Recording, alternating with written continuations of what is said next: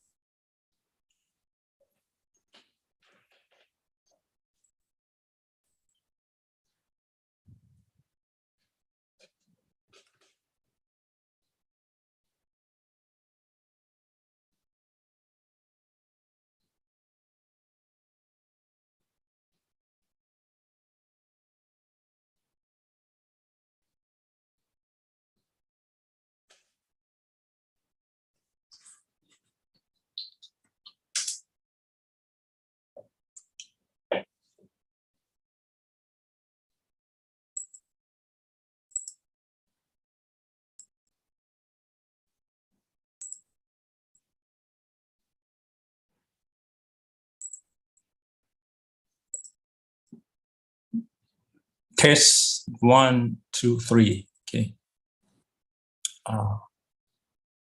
Verstehen die okay. And this one. So yeah. 3.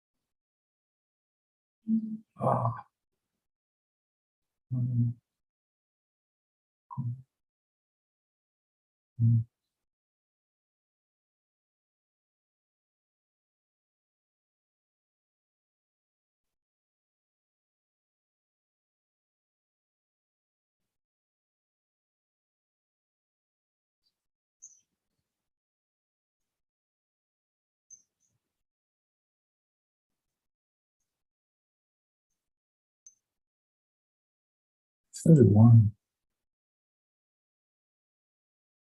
please.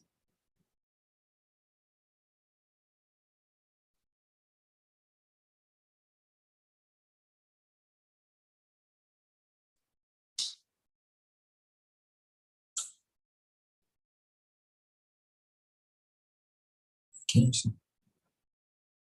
so copy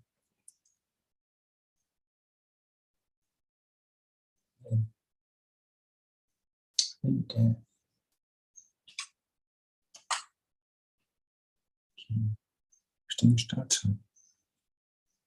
Let's see.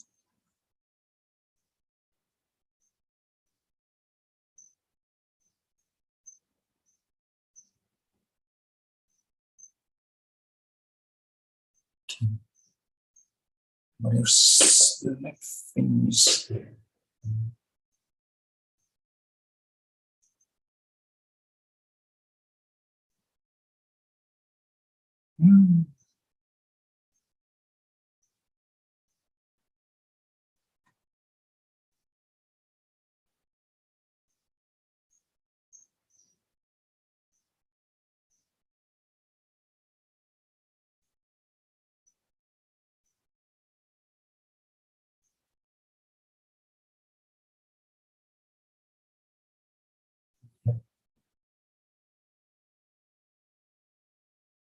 to observe that in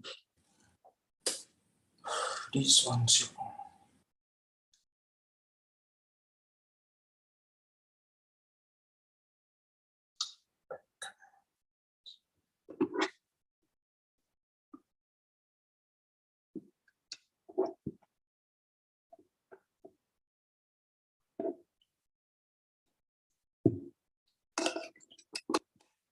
Oh, oh.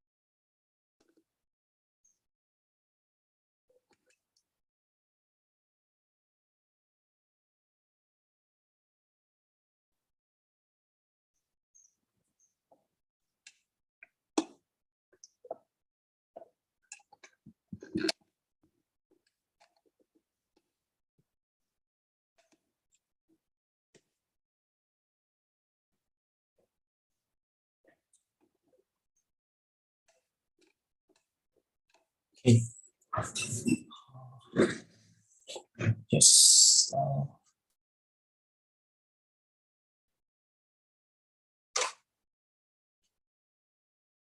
So the thing that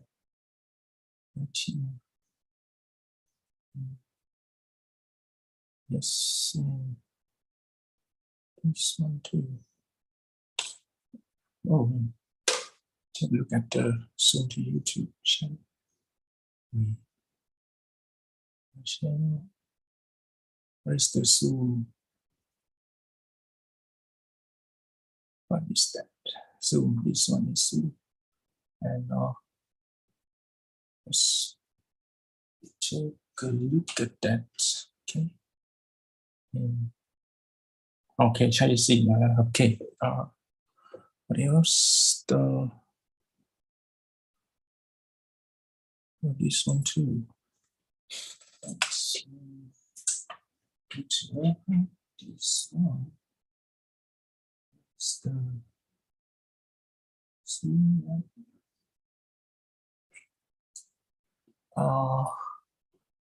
where is that? Okay, you can observe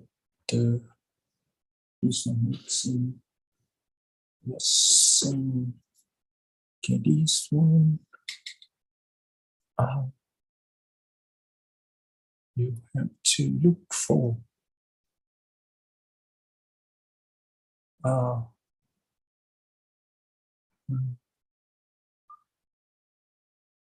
your channel, right? This one, and that's it. In another two.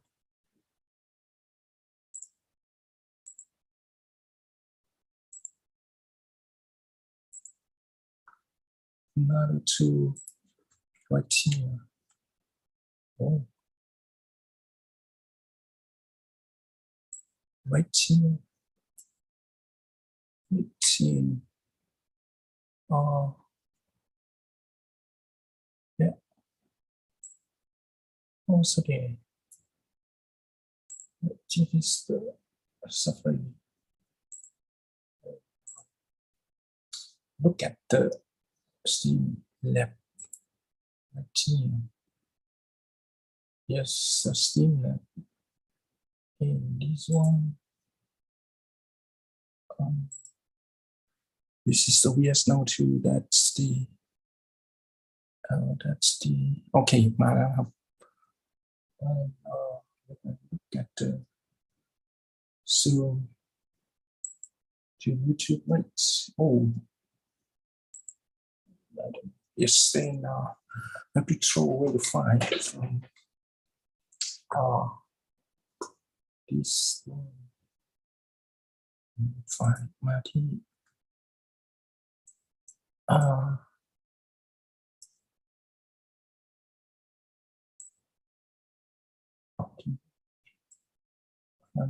file and where is that? There's nothing more, only two here. Okay. Zoom ด้วยline and 7, right? Arrow. We're gonna throw away this one to iPad.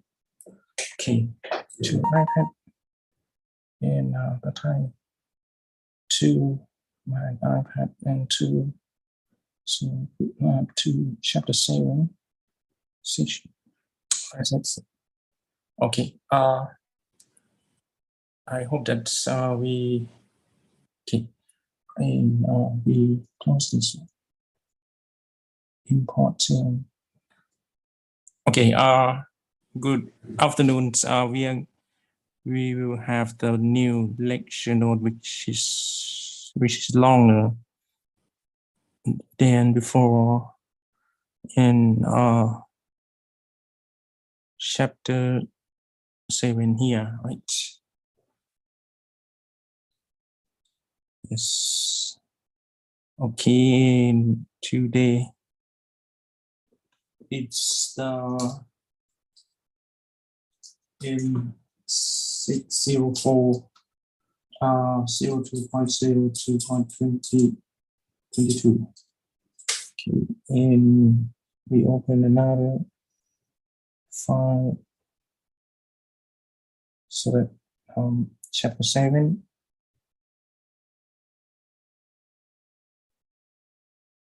Yes, this one. Okay.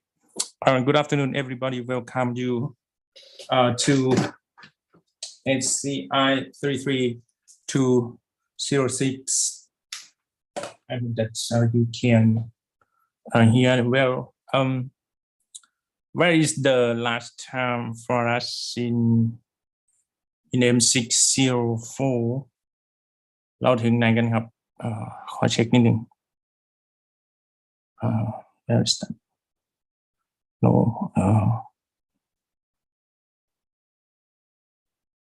this one to 6048 the 25th lecture good note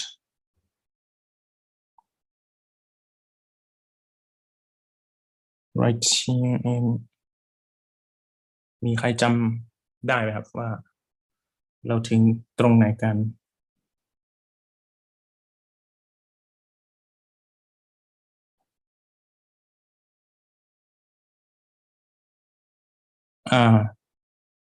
Q helium okay this one right 28 nuclear fission is the next thing for us okay yes we arrived somehow at the nuclear fission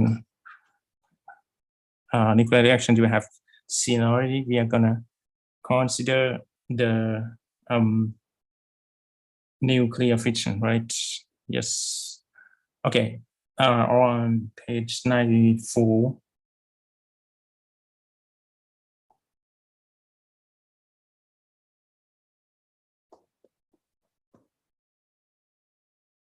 94 here okay yes nuclear fission is the decay process you have seen the beta alpha decay beta decay and gamma decay right yes we are gonna consider the man-made human-made nuclear reaction process and that's the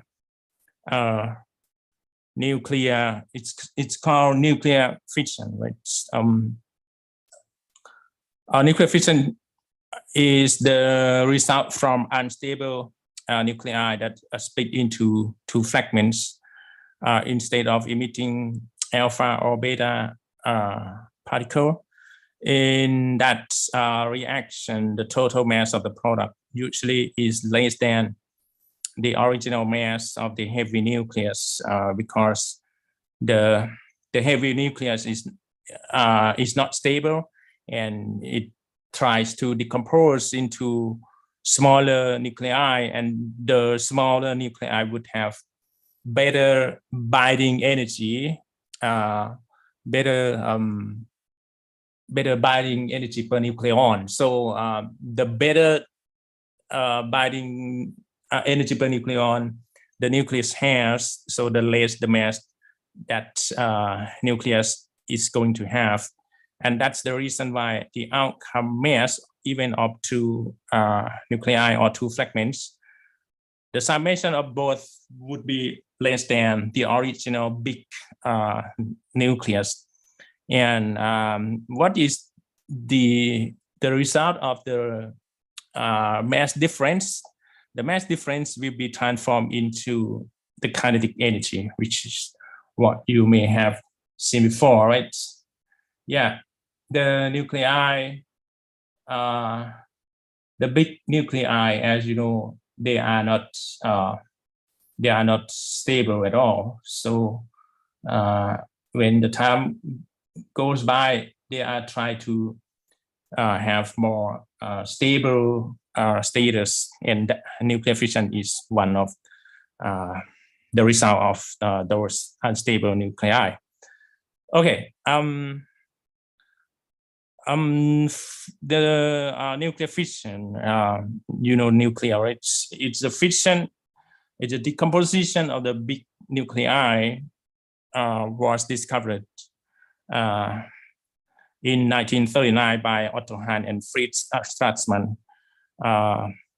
They bombard, you know, bombard is bombard means that you try to accelerate a particle by any technique, and the high-speed particle will hit the big nucleus or the big nuclei, and yeah, you will get something as the result. Okay, in this case, they use neutrons. Okay, neutron is denoted by 10N. Okay, and number of nucleon is 1, and number of proton is 0, and that's the behavior of, that's the property of neutron, right? Okay, the isotope or the element that is quite well known is uranium-235, which is an isotope of the uranium. Uranium has 236, 238, and so on.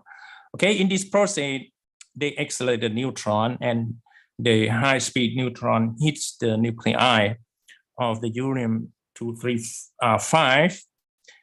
Because uranium-235 is not stable, and once it absorbs one more neutron, of course, the number of nucleons should be greater than that before by 1, right? And the number of protons would remain the same, 92. Okay, and it has a star here because the neutron doesn't have 0 energy; it has also energy. So the nucleon, the nucleus here will be unstable. Okay, it has vibration because this one goes with high speed, and once the time goes by for a moment, this one will be decomposed into 2 fragments. Okay, they use the word fragments, mean 2 daughter nuclei. Okay, and the remaining thing will be a number of neutrons. Okay, you will get neutron again at the outputs, and not only single neutron as at the beginning. You have several, a number which is denoted by capital N with subscript N. Okay, this one can be 2, 3, 4, 5. Okay, this one, number of neutrons. Uranium-236 is the intermediate state that lasts only 10 to negative 12. Okay, it's what is it? Picosecond, right? Yeah, around picosecond, which very short.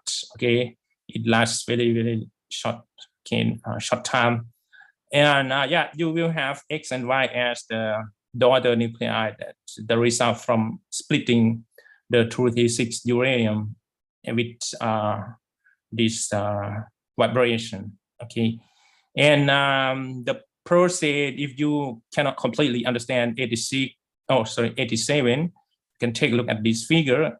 Here is the neutron, and it hits the uranium-235, right? The isotope 235 of the 235 isotope of uranium, and after that, of course, it has one more neutron. It's going to be uranium-236, but there is some shape behind uranium-236 because the neutron came with high speed with kinetic energy. The kinetic energy will be absorbed to this nucleus, the 236 uranium, and it gets vibration. Okay, it vibrates, and once it vibrates more and more, okay, they are going to try to be stretched. Okay, they will state itself to be like this, and when the time goes by, those 2 sides will be finally split into 2 components, X and Y, like this. And apart from that, the neutron that stay inside this extended nucleus will be also separated from the fragments X and fragment Y. Okay, it's like this one. There are 3 neutrons. Okay, that get out of the fragment X and Y. Okay, And that's the single cycle of the nuclear fission for 235 uranium. Okay, this neutron can go to the next cycle. If you have uranium-235 around here, it's going to hit uranium-235 again, and uranium-235 will be split again into X and Y fragment. Okay, we go to the detail of X and Y. We don't have the element X and Y. X and Y are used as the unknown variable.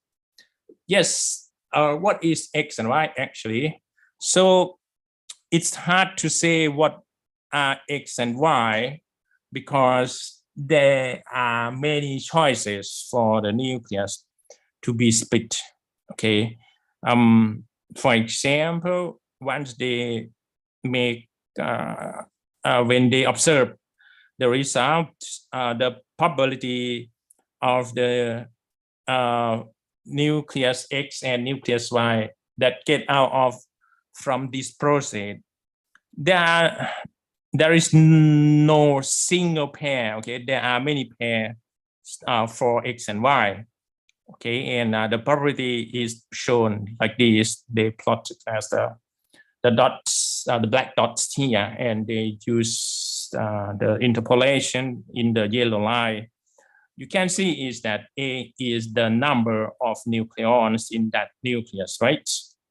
And you can see the high probability during 80 to 100. Okay, any nucleus that has nucleon between 90 and 100 nucleon are the most possible outcome from the fragment X or the fragment Y.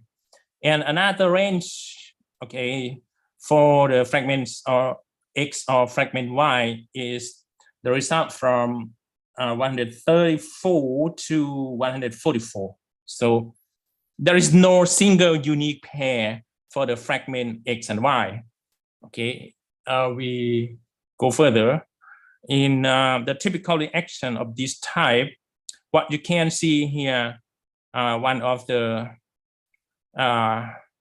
most favorable pair of this probability curve is the following. They have neutron and it hits uranium. Okay, of course, it's going to be uranium-236 for a while in picosecond, and after that, it's the unstable uranium will be decomposed into X and Y, and the X can turn out to be 141 and 56 Ba. Okay, 56 correspond to barium, but this barium, this isotope of barium has the nucleon, has the number of nucleon as 141. You can see that 141 is 141 lies in the range of 134 and 144, right? So 141 is in this range. That's why this is the most possible. This is one of the most possible pair of the fragment X and the fragment Y. Okay, barium. And another one is the Kr. What is that? It's better if I bring you to the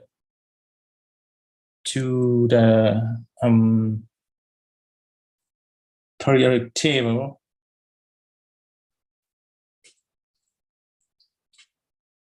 Okay, periodic table.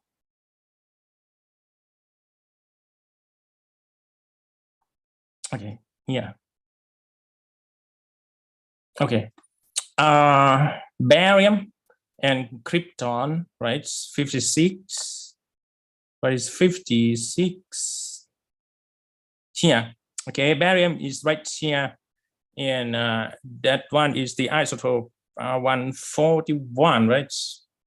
141. Okay, the 141 isotope of barium, but it's not the typical barium, because the typical barium would be somehow 138. Okay, and the krypton is 100. I don't know. Krypton is lighter. Krypton has 92 nucleon, and 36 proton. Okay, this is an isotope of the krypton. And where is krypton? 36. 36 is right here. This is one of the inert gas, right? This is one of the inert gas, so they become stable, right? 92, right? 92, but this one is only 84. Okay, krypton is one of the stable elements because it is an inert gas, but barium may be decomposed later. Okay, yeah, this is one of the possible pair of the fragments X and Y. The barium 141 and the krypton 92 are fission fragments, okay, in this process. And you get the outcome, you get another group of outcome, which is 3 pieces, 3 particles of neutron, okay. You just insert only 1 neutron, okay, with high kinetic energy, with high speed, it hits the uranium, but you get at the end 3 neutrons. And this one is are going to move also with kinetic energy later. Okay, most reactor in operation today use uranium as fuel. Okay, so uranium-235 is one of the popular initial elements for the nuclear fission. Okay, and nuclear fission can be applied to several situations. For example, in the peaceful way, okay, in the electric power plants, okay, in several developed countries. For example, in Germany, where I have done my PhD, okay, I have seen also the nuclear power plant there. But nowadays, they try to reduce the nuclear power plant because of the security reason. Okay, France has also nuclear power plant. Okay, let's talk about our story. Otherwise, we cannot finish. Okay, natural uranium contains. Okay, let's talk about the nature. In nature, uranium has several isotopes, and the 235 uranium, which is the popular one for nuclear fission process here, is only 0.7% of the whole uranium, and 99.3 is the uranium-238 isotope. Okay, that has 3 more nucleons. Okay, 3 more neutrons actually. What about uranium-238? Uranium-238 isotope can absorb also the neutrons, but it doesn't behave like uranium-235 with high enough property for it to sustain. It cannot be used as the power plant, electricity generation, because okay, you can hit the uranium-238 and it will be decomposed into fragment X and Y. But the outcome of the neutron would not have enough kinetic energy. Once the outcome, the output neutrons do not have enough kinetic energy, they cannot hit another uranium-238. So the chain process in uranium-238 would not take place. But the neutrons from the uranium-235 would have enough kinetic energy, even exceeding amount of kinetic energy. Okay, they try to reduce the speed of neutron even. Okay, the kinetic energy from of the neutron from this uranium-235 is much higher than uranium-238. So the chain process in uranium-235 would take place, and we prefer that because we don't want to accelerate neutron every time to hit the uranium isotope. Otherwise, it's chaotic. Okay, it's too complicated.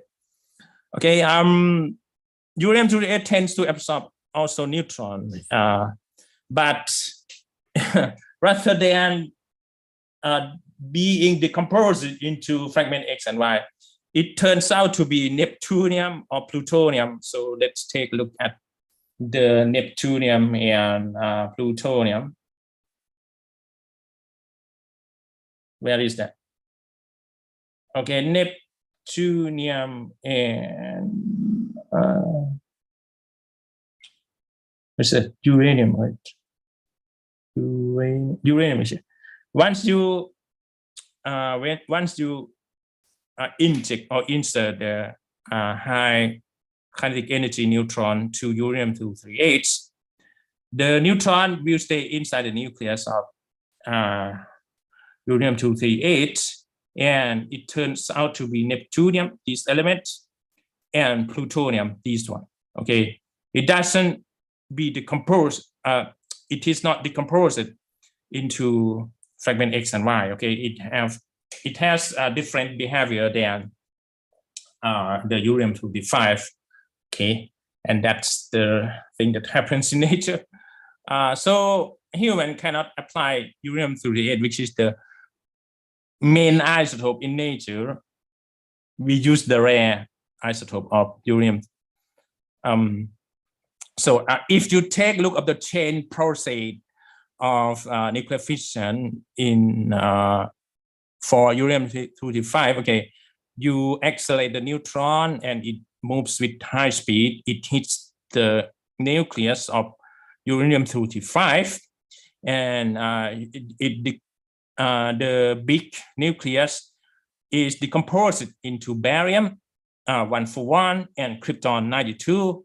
And apart from this fragment second Y, we have three outcome as three output particles as the neutron.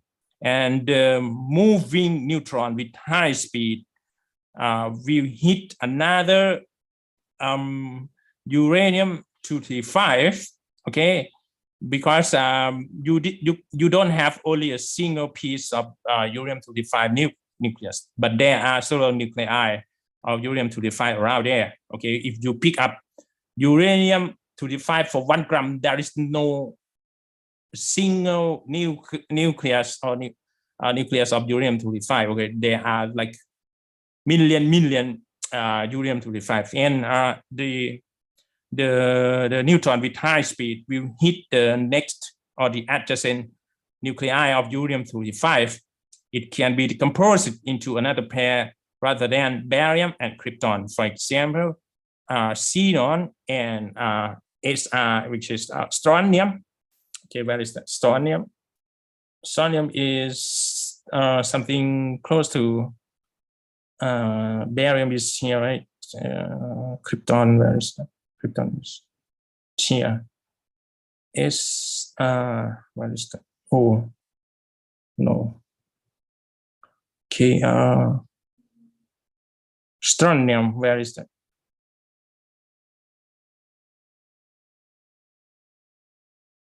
Uh, 35, it's, what is that? It's strontium 38, right? 38. Oh, somewhere here. Here. Okay, it turns out to be strontium. Okay, this one, and even xenon. Okay, strontium and xenon 54. Okay, the big one. The big one is xenon. Okay, you can observe that one of the fragment lie in the inner nuclei, right? Xenon here, and strontium is right here. Okay, above barium. Okay, another possible pair of the daughter nuclei is, for example, Y and I, right? 53 and 39. what is that? Iodes, okay, 53, and 39 is yttrium, yttrium, like here, okay, close to strontium, okay, and another pair is NB and SB, 41 and 51. 41 and 51. 51 is antimony, and 41 is what is that? It's neop. Okay, I have also never heard this one before. Okay, but there are many possible pairs of the fragments X and fragment Y, and of course, after the decomposition of the uranium to several pair of daughter nuclei, you will get another approximately 3 or 2.5 neutrons from the second round of the composition, and this neutron will hit again the uranium-235, and this is the chain process of the nuclear fission that happens to uranium-235. Okay, human doesn't need to accelerate the neutron anymore. Okay, it will do. It will hit the uranium-235 automatically in the sequential way like this. Okay, and you will get the kinetic energy from daughter nuclei and the kinetic energy from neutron. Okay, once you get kinetic energy, you get heat. Once you get heat, you can boil the water, and you can put the steam to turbine, and you can rotate the generator. You get electricity from that. All right, and this is taken from another book. You start from this side, right? You accelerate neutron to hit uranium. You get like krypton and barium, and you get the outputs, which are a number of neutrons, and neutrons will hit the uranium again to the 5, and one of the neutron could also miss any nucleus. Okay, it just go with high speed, but it doesn't hit any nuclei of uranium-235. Sorry.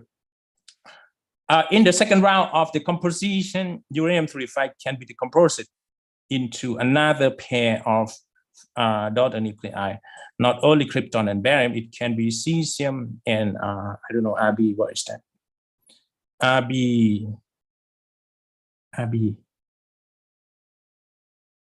RB, what is the atomic number? 37. 37 RB. Okay, rubidium. Okay, this one here, rubidium and cesium 55. Okay, rubium and cesium. Okay, in the same column. Okay, that's a pair of fragment X and Y, and you get xenon and strontium. This is what we have already visited. You could get again cesium, rubidium, barium, krypton. Okay, the outcome for the second round of nuclear fission will be neutron, right? And neutrons will go with high speed with kinetic energy. It will hit the uranium-235. You get again cesium, rubidium.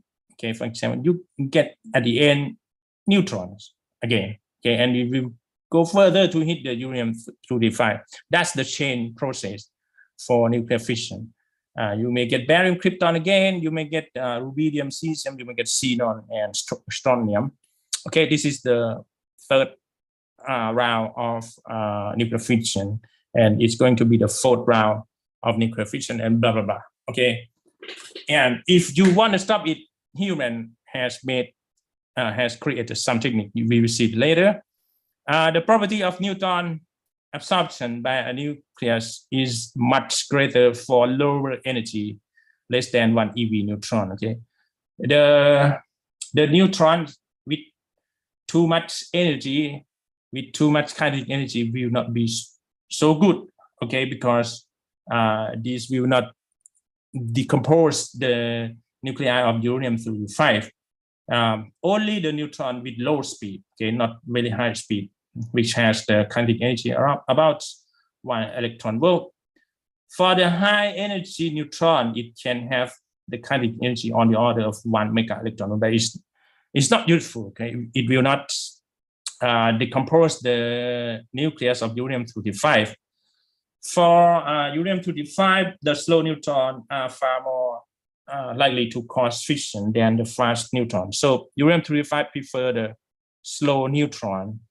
For the chain reaction to continue, neutron must be slowed down. Okay, if you are human, you want to control this process to take place all the time, because at the beginning, the neutron will have very, very high kinetic energy. You have to reduce the speed of the neutron in each generation, in each round.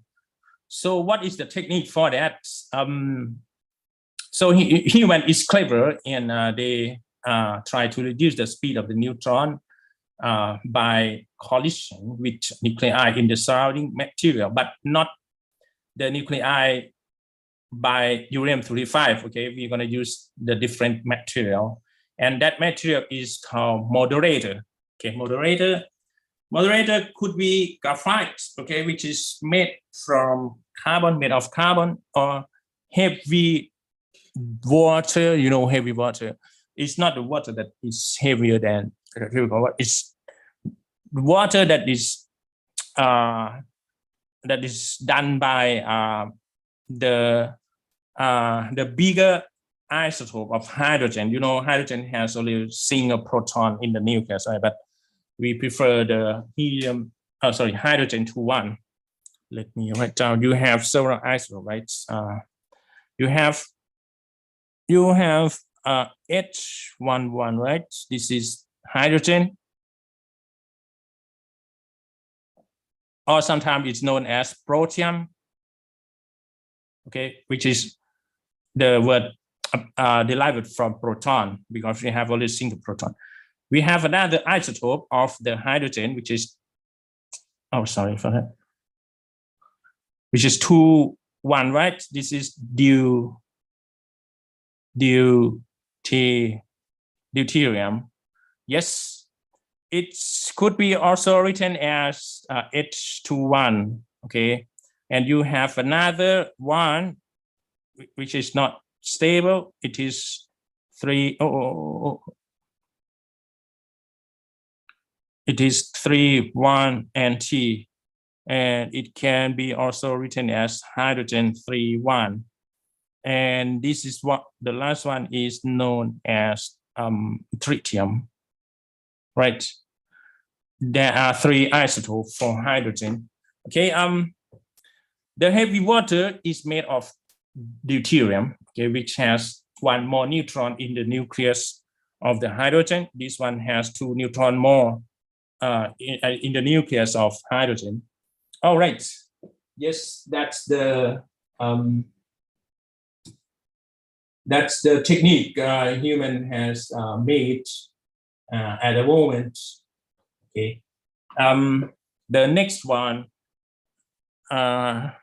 moderator can be made of graphite or heavy water, but this is a special water. You could get deuterium from the sea and so on, right? On Earth. And the structure of the reactor core, okay, the room, the place where we have uranium-235, the composition of this figure here, okay. We will keep all this process inside this area. And what happens then? What are the components inside? Okay, this is the shield. Okay, if this one is broken, okay, it will be dangerous to us. And you may have ever heard the sad situation, the accident in several countries, for example, in Japan, and so on, right? This is the most important thing, okay? The water to protect or to make the security. And nowadays, many countries try to avoid the nuclear fission power plant. And you have the fuel elements. This is the source of uranium-235, okay, the red one here. This is dangerous. Okay, if any neutron hit your stick here, it can be exploded because of the high energy neutron. Okay. Yes.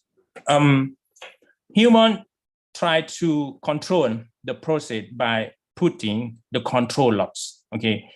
If you don't want this one to be spread so much, you can see that if you start only from a single nucleus, you will have many exploration onto several nuclei. This will be explode like the nuclear weapon, the nuclear bomb, and so on. They use this process without any controlling process. Okay, they don't have control at all in the nuclear bomb, but in the nuclear power plant, we need to control. Okay, reduce a little bit. Otherwise, the power plant is going to be explode. Okay, and yes, yeah, we need to control the amount of energy because it's expand quickly. We use this one, the control lot, and I don't know what is the color here. I don't know what it's like orange, right? If on your monitor, this one might be called the orange. Okay, the orange area here means moderator. Moderator is made of graphite or heavy water. You may put heavy water, which is the heavier isotope of the hydrogen. You can get heavy water from the sea and so on. You pour it into this area. Yeah, the neutron will pass through the heavy water, and the speed of the neutron will be reduced. Okay, and that's the technique human use to control the nuclear fission process. Okay. Yes. Let's go further. Just you see where the moderator live, right? This is the moderator, and controller is used to control how much energy you want. Okay, if you pull it up, okay, the neutron will go easily to hit the fuel element, and you will get high energy. If you put it down, leave it down, it's gonna obstruct some neutron, okay, and the amount of uranium-235 explosion will not be so high. Okay. The reactor core contains the control lots. This is the reactor core, the room where we have nuclear fission. We have control lots. The gray one, we have, let me open another one, it's better. I just on page 101.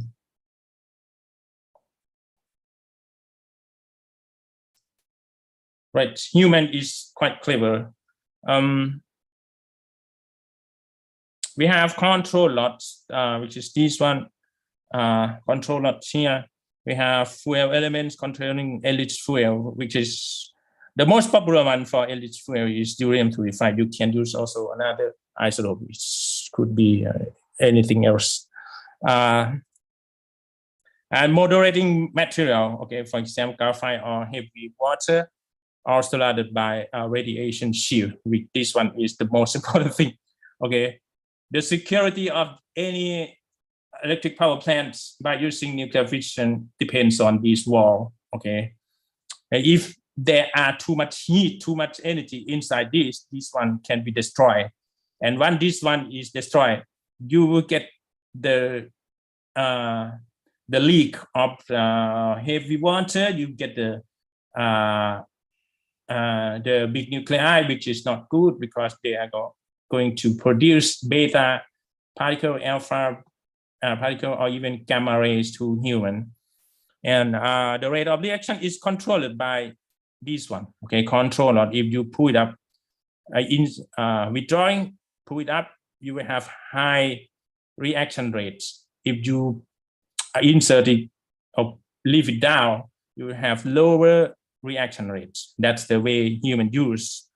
Okay, the controller are often this one. Okay, the controller, the gray one, is usually made of cadmium. Where is cadmium? CD cadmium. Cadmium is a kind of metal, right? ใครหาเจอบ้างไหมครับ cadmium. Where is cadmium? CD cadmium.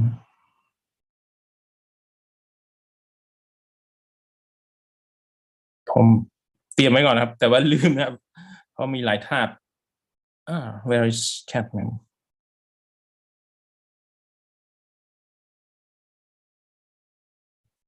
Here cadmium. Okay, or the 48. There are 48 protons. Okay, the next one after silver. Okay, the next element to silver. That's cadmium. Okay, they use these elements to make to be made of control lots. Okay, because once the neutron hit the cadmium nuclei, there will be no decomposition. Okay, it has no result at all to cadmium elements. Okay, because the nuclei of the cadmium absorb the neutron without any additional reaction. Okay, human has tried to choose any base element, and that one turns to be cadmium. In a nuclear power plant, the fission energy appears as the kinetic energy of the fission fragment. Okay, the main energy that we get from the electric power plants is the kinetic energy of this one. Okay, krypton, barium, rubidium, cesium, and strontium, xenon, and so on. These are the daughter nuclei or the fragments. Okay. Okay. Now we arrive at the whole structure of the electric power plant that is used on Earth. เรามีเวลาเท่าไหร่14ต้องเลิกอีกประมาณ30 นาที Okay. Yes, of course. This is the reactor core, right? You have control of pull it up or leave it down, right? This is the reactor core, and we have moderator, okay, to reduce the speed of the neutron, and we let the nuclear fission process happen here, right? Take place here, and of course you will get the high energy, high temperature from the wall of this one, and the water here. We leave the water around this reactor core, but inside the reactor core we use the heavy water. Okay, outside the reactor you can use any water, the typical water, and the water here will absorb the heat, and the high temperature water will go up. They go to this one, to the pipe, and they go to the pipe and turn around and around and around and go to the pump. The pump will repel the water in this loop. Okay, this is the closest system. Okay, this water will not touch the water in this area. This area is called stream generator. Okay, because this is the high energy water in the stream process. The water here will get also the energy from it's called primary loop. Okay, the primary water, and the second loop or the second water, the second set of the water will be changed to stream, and the stream will go to this area. This area is called turbine room, and we have turbine here. We have the turbine is connected to the shaft. The shaft is connected to generator. It's like a motor, but the functionality is in the reverse way. It converts the torque, mechanical torque, to be electricity, and once it rotates, the magnetic field will cut the copper winding, and it will generate electricity. We transmit electricity to a human, to the home, to industrial sector, to any application. All right. But the steam with high temperature like 60 degrees Celsius on 700 degrees, 600 degrees Celsius or 700 degrees Celsius will be cool a little bit down, and it will change its phase from the gas to be, it will be condensed actually to become the drop of water, and the drop of water will again be used for the next cycle, next loop of the water in this area. Okay, what is the reason why this can be changed, condensed to become water? They use another loop of water, okay, to bring the heat out. Okay, the heat from the steam here will be absorbed and transferred to throw away or for any other purpose. Okay, and the gas phase of this stream will be condensed to become water. Okay, and that's the whole process. There are deuterium water, okay, heavy water, and the first loop water, the second loop water here, and the third loop of water. You can see electric power plant use a lot of water. Okay. Now we move to another thing, nuclear fission, right? Fission reactions are always exergic. So this is the name of spatial process. You have to know what is that. It's in physics we call exergic, right? Ergic means energy. Ergic comes from the word energy. Because the fission fragment have greater binding energy, the daughter nuclei has greater binding energy per nucleon than the original nucleus. The total kinetic energy of the fission fragments is enormous. For example, 200 mega electron volt for uranium-235. Okay, and the typical amounts of the energy released by fission of a single heavy radioactive atom is about 100 million times the energy released by the combustion of one molecule of the octane used in gasoline engine. Okay, if you burn the fossil fuel, right, with the same amount of mass, only one molecule, not the same amount, one molecule from the fossil. Okay, and you use only a single radioactive nucleus, you will get 100 million greater energy than one molecule of the fossil. So it's very, very, very dense energy actually. Okay, but the more precious energy, the more difficulty you have to control, right? Because it can be exploded easily during this at this generation, right? And now we arrive at the first example.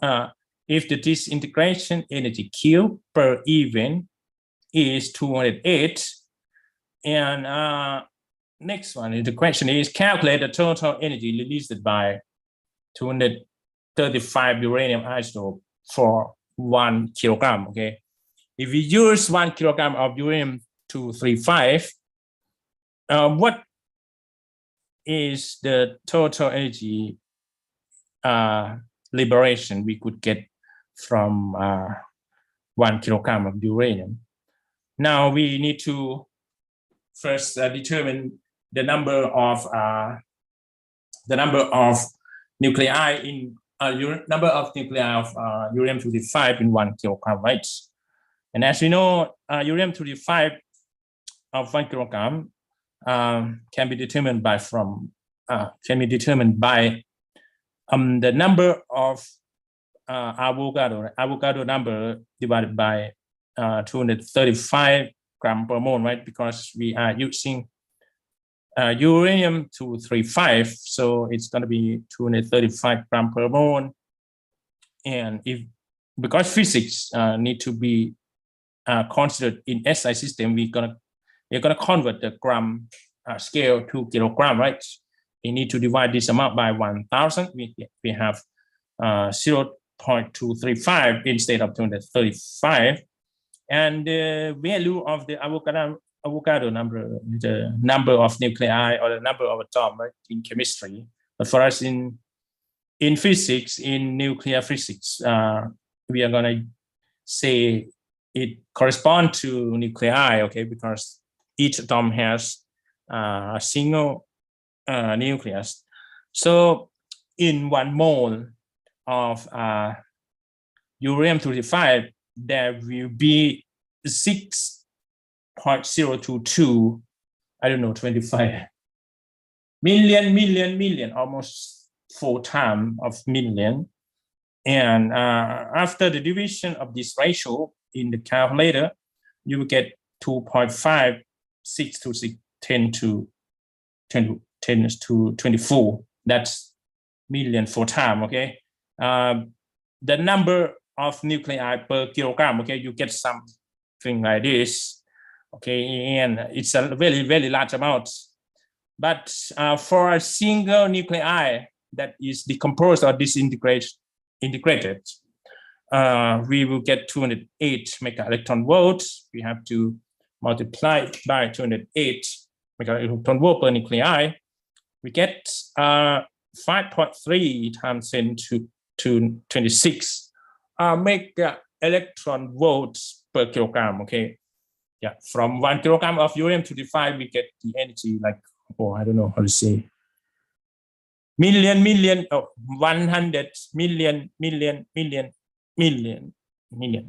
100 million 4 times, okay, 5.3301 times that amount, very, very large, okay. And that's why the people prefer nuclear energy, because it's you can get very high amount of energy from a very tiny amount of fuel, which is uranium-235, only 1 kilogram. The next question is, how many kilograms of uranium-235 would be needed if we want to supply the energy consumption in the whole world? For example, if the whole world uses the energy by 4 times 10 to 20 joule, okay, this is the amount of energy in the SI system, right? It's not in the nuclear physics scale. So yeah, we know that uranium-235 could provide 5.33 10 to 26 mega electron volt per kilogram, like this. And if you want a number, if you want to know the number of kilograms, you need to divide this one by, you need to divide the energy by this one. So 4 times 10 to 20 joule divided by the amount of energy per kilogram, and you will know the number of kilograms, right? Yes, but they have different units for the energy. In nuclear physics, we express the energy in terms of electron volt, but in SI system, they use the joule as the unit for the energy.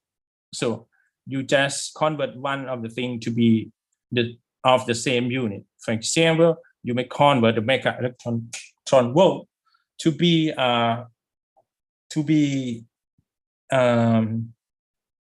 joule. For example, 1 eV, 1 electron volt, is equal to 1.6 10 to negative 19, right? But we consider mega, right? So mega, we should be divided by 1 million. So no, you have to multiply it by 1 million, right? Okay.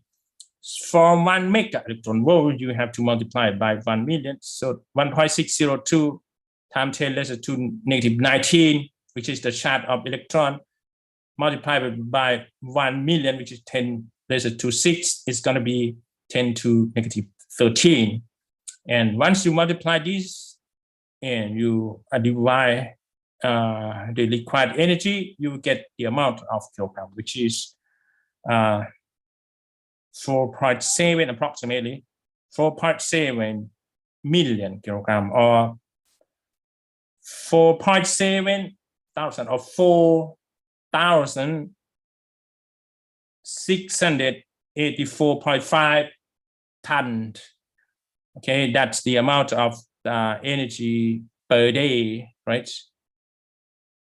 Or annual, okay, per year. You have to burn or consume the uranium like 4,684.5 tons per year, okay, so that you can supply the whole world by this energy. But actually, the electric power plant has some loss factor. Okay, you cannot get 100% of the energy from the power plant. Okay, let's move to the second example.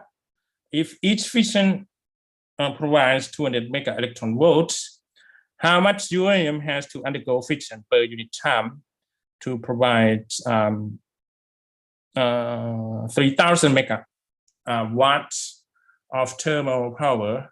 เดี๋ยวนะผมร้อนครับขออนุญาตลดแอร์นิดนึงครับ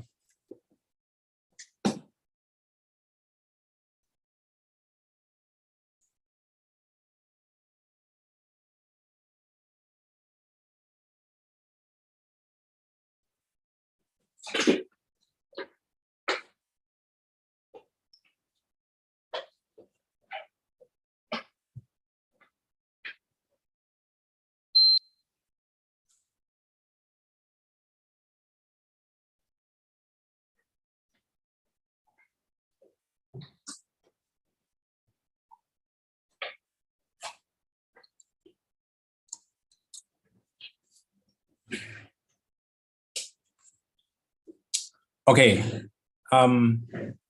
let's go further. And yeah, this one is a little bit more complicated than the previous example because it's the rate of energy per time, right? It's the rate of energy.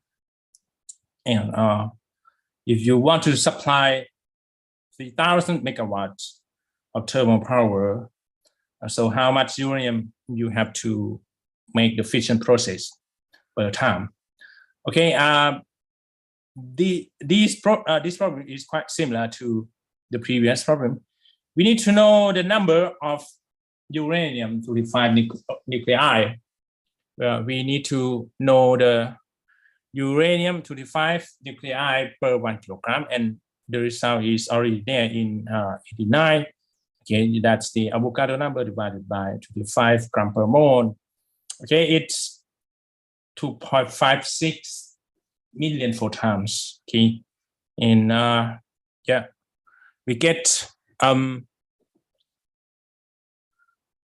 yes, we will use we will start from the required amount of energy, which is 3,000 mega, right? This is million, this is 1,000, 10 to 3, 10 to 6.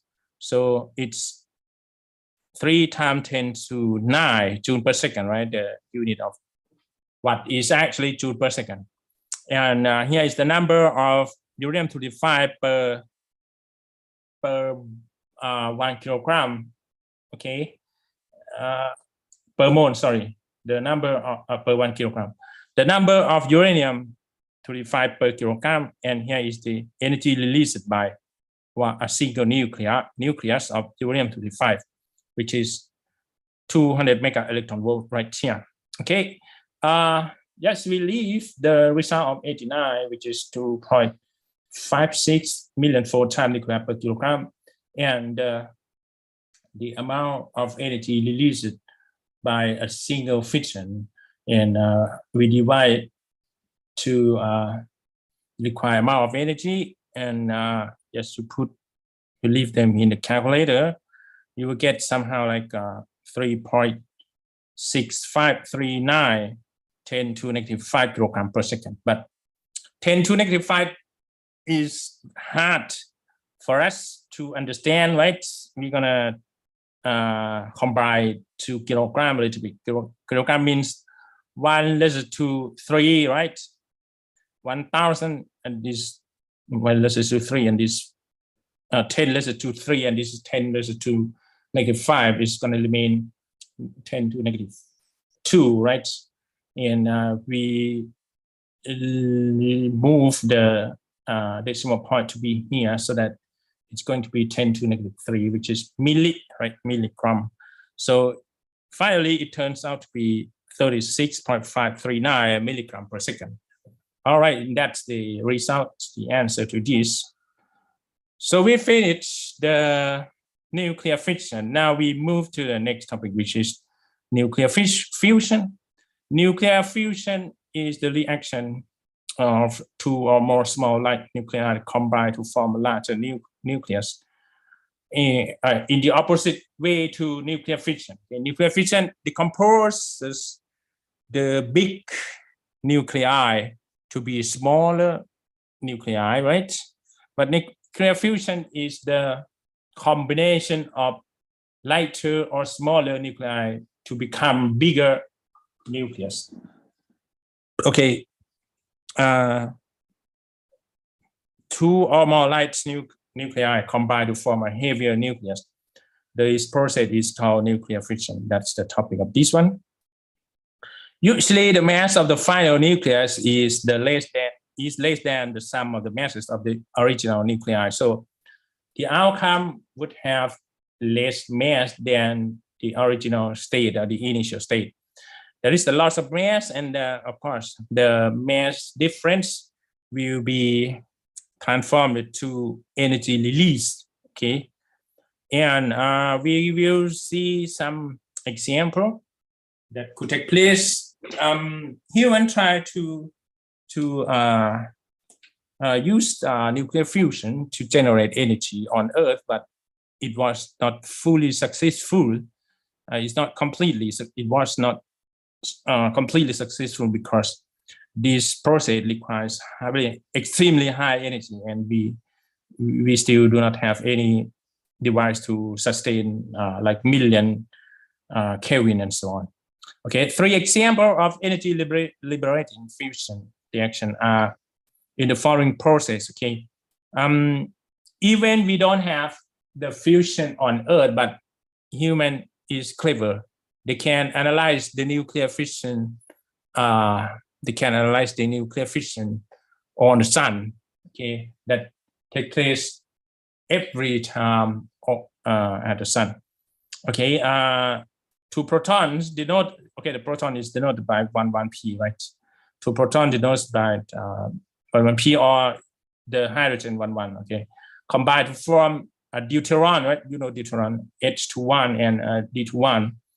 A positron, which is denoted by E01, and beta 01. All right, and that's a positron. Okay, and the positron. Okay, electron neutrino denoted by V00 with subscript E. And of course, we have hydrogen 11, which is the proton, right? Hydrogen 11 and hydrogen 11, which is another proton. And here we get the outcome or the output as the deuterium. Okay, the bigger version of the hydrogen with 2 nucleon. One is proton and one is neutron, right? Yeah, because the proton turns out to be the proton turns out to be neutron, so it's going to release the positron. Okay, and the electron neutrino. So we get the balance 1 + 1 equals to 1 + 1 + 0. 1 + 1 is equal to 2 + 0, 2 + 0. Okay, there is balance above and below here. And from the reaction energy calculation, we have to find the mass difference between both sides, and usually the neutrino has very, very small amount of mass. We can neglect it. Once we neglect, we will get only the approximation. Okay, 2 times mass of the proton, because we have 2 particles of the proton here, or the hydrogen 11, and the mass of the deuteron and mass of the positron. Okay, the mass of the positron is equal to the mass of electron actually.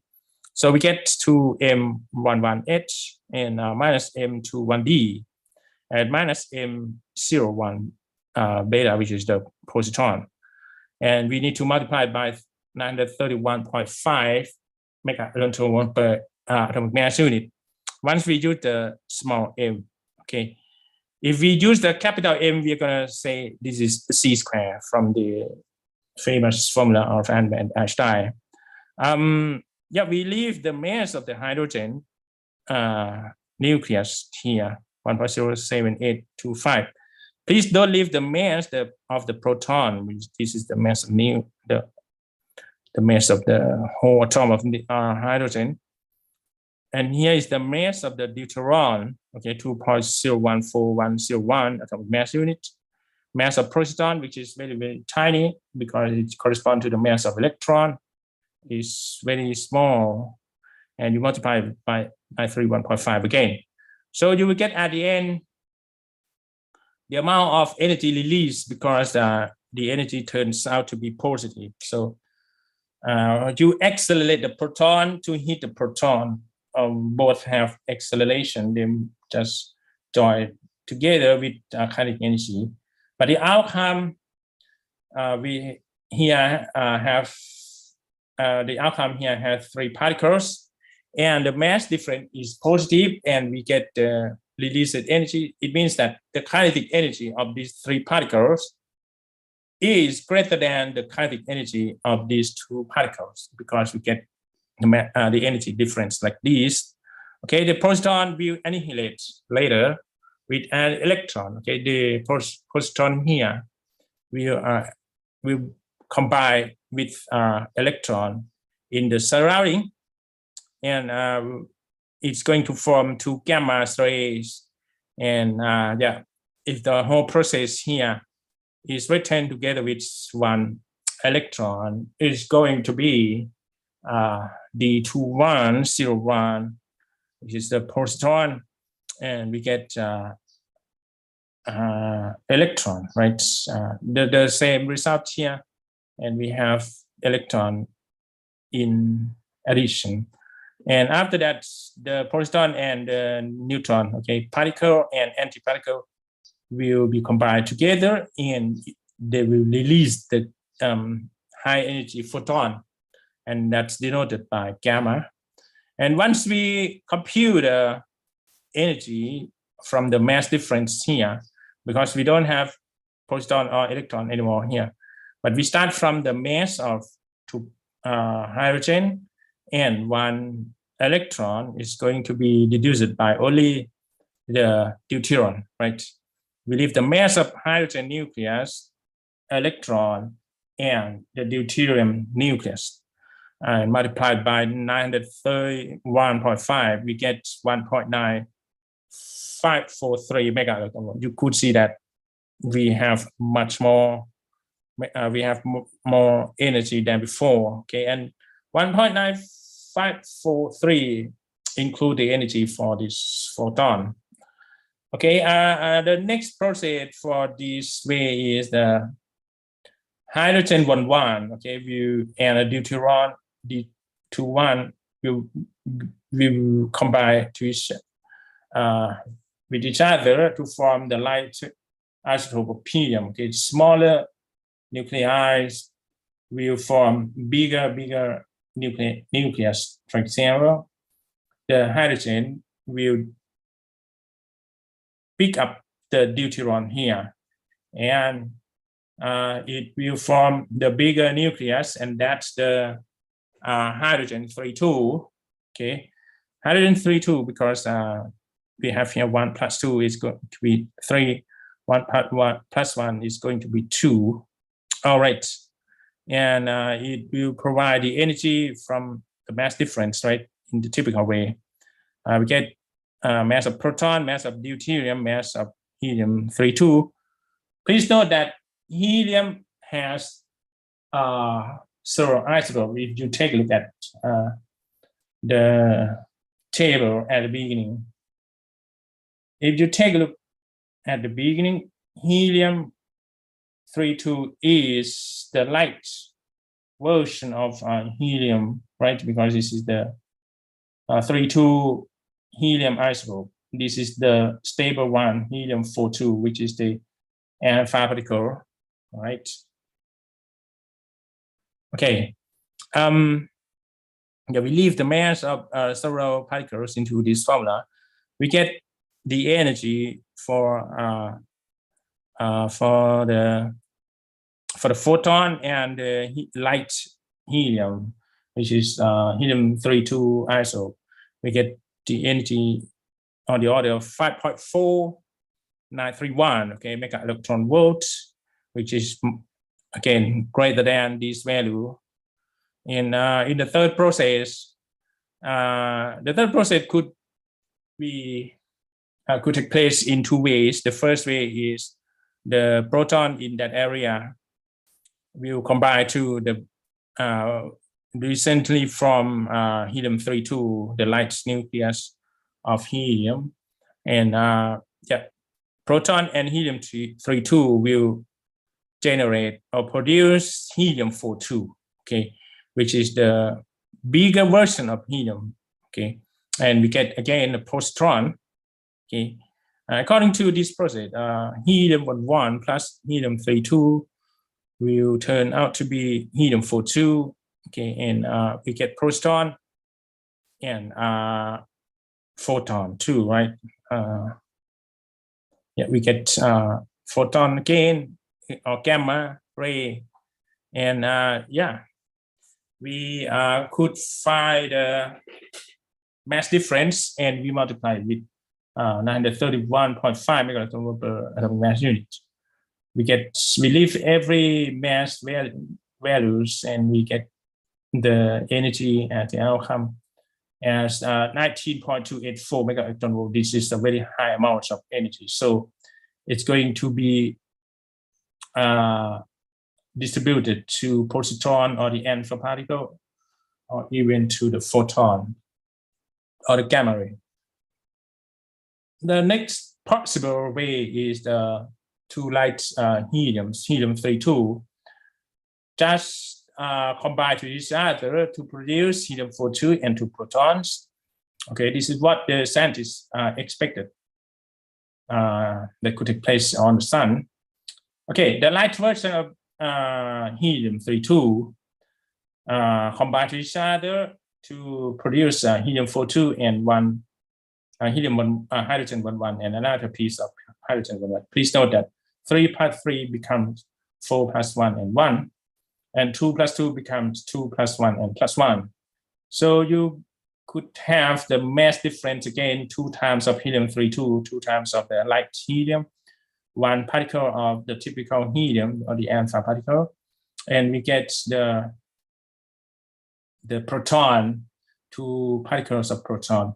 You leave the value of helium-32 mass, you leave the value of helium-42 mass or the alpha particle, and you substitute the value of the mass of hydrogen, typical hydrogen. You get the released energy by 12.859 mega electron volts. Okay, and that's the process in nuclear fusion that could take place on the sun. But the time is over right now. We need to stop our lecture. See you on Friday. We are gonna continue our lecture right here on page 113. Okay, M604 here at 02.02. If you have any question, just let me know. If not, then see you on Friday. Bye bye ครับ สวัสดีครับ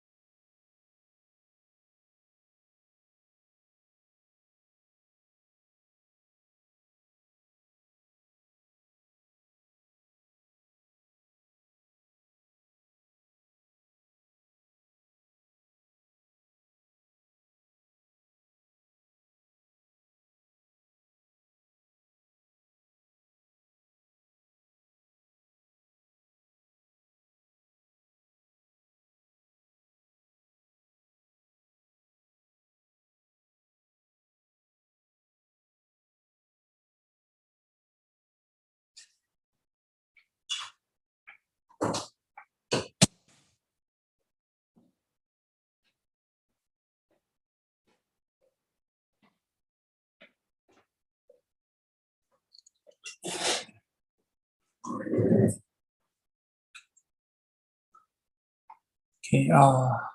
Wait. Oh.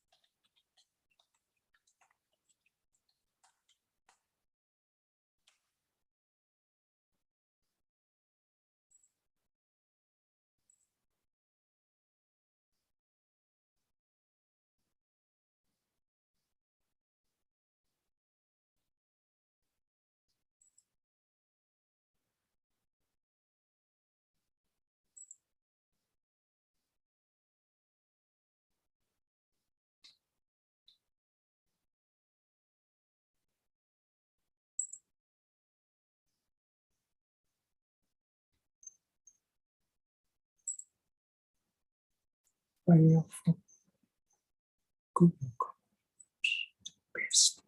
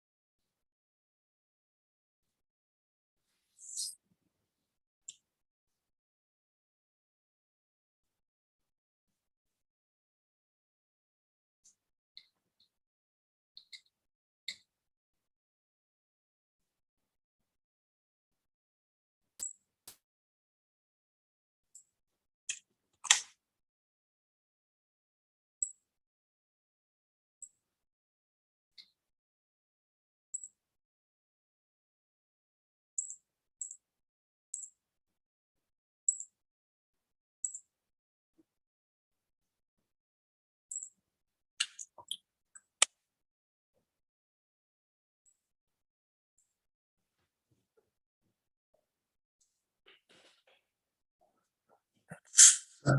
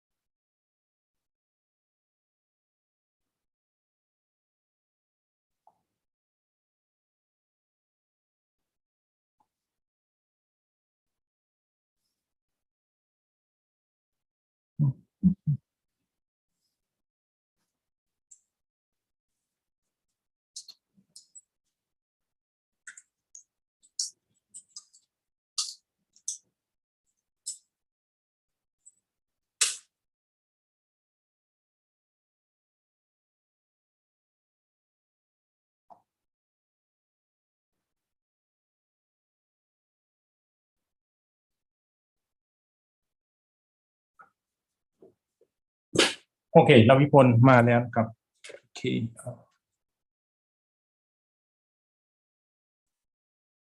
Okay, good afternoon, everybody.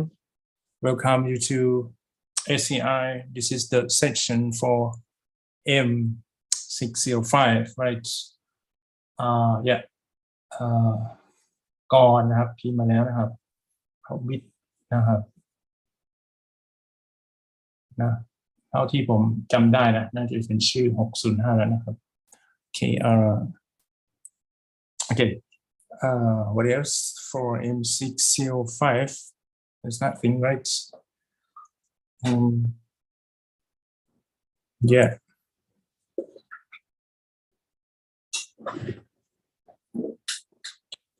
เดี๋ยวผมขอมอนิเตอร์ผ่านมือถือนิดนึงครับ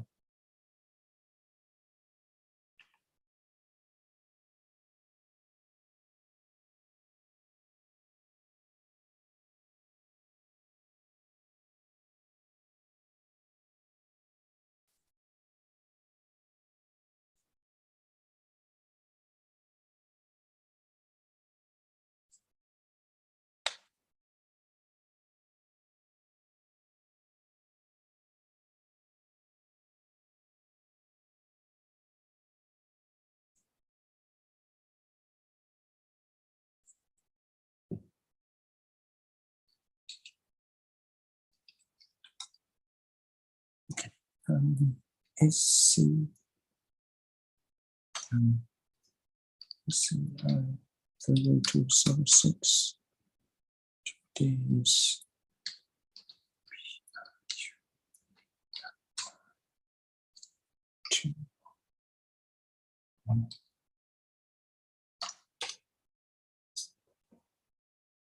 yes. Which one we want to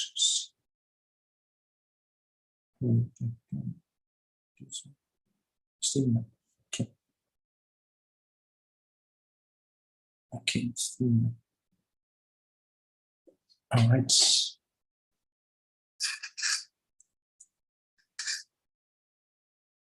Okay. Because you have or you are now reading the M604 so much. Okay. And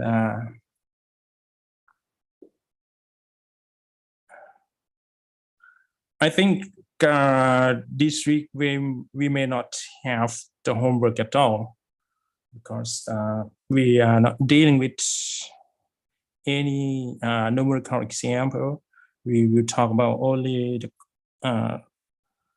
the details in text and so on. Okay. Let's start with our lecture. You have finished at this point, right? The electromagnetic force, right? It's a long range force that decreases with distance square, okay, inverse square. The next one is the short length nuclear force, and it's known as the weak force. Okay, we have considered two forces, right?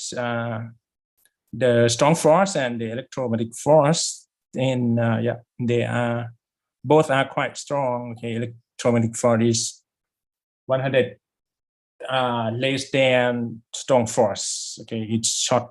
No, it's a long range force.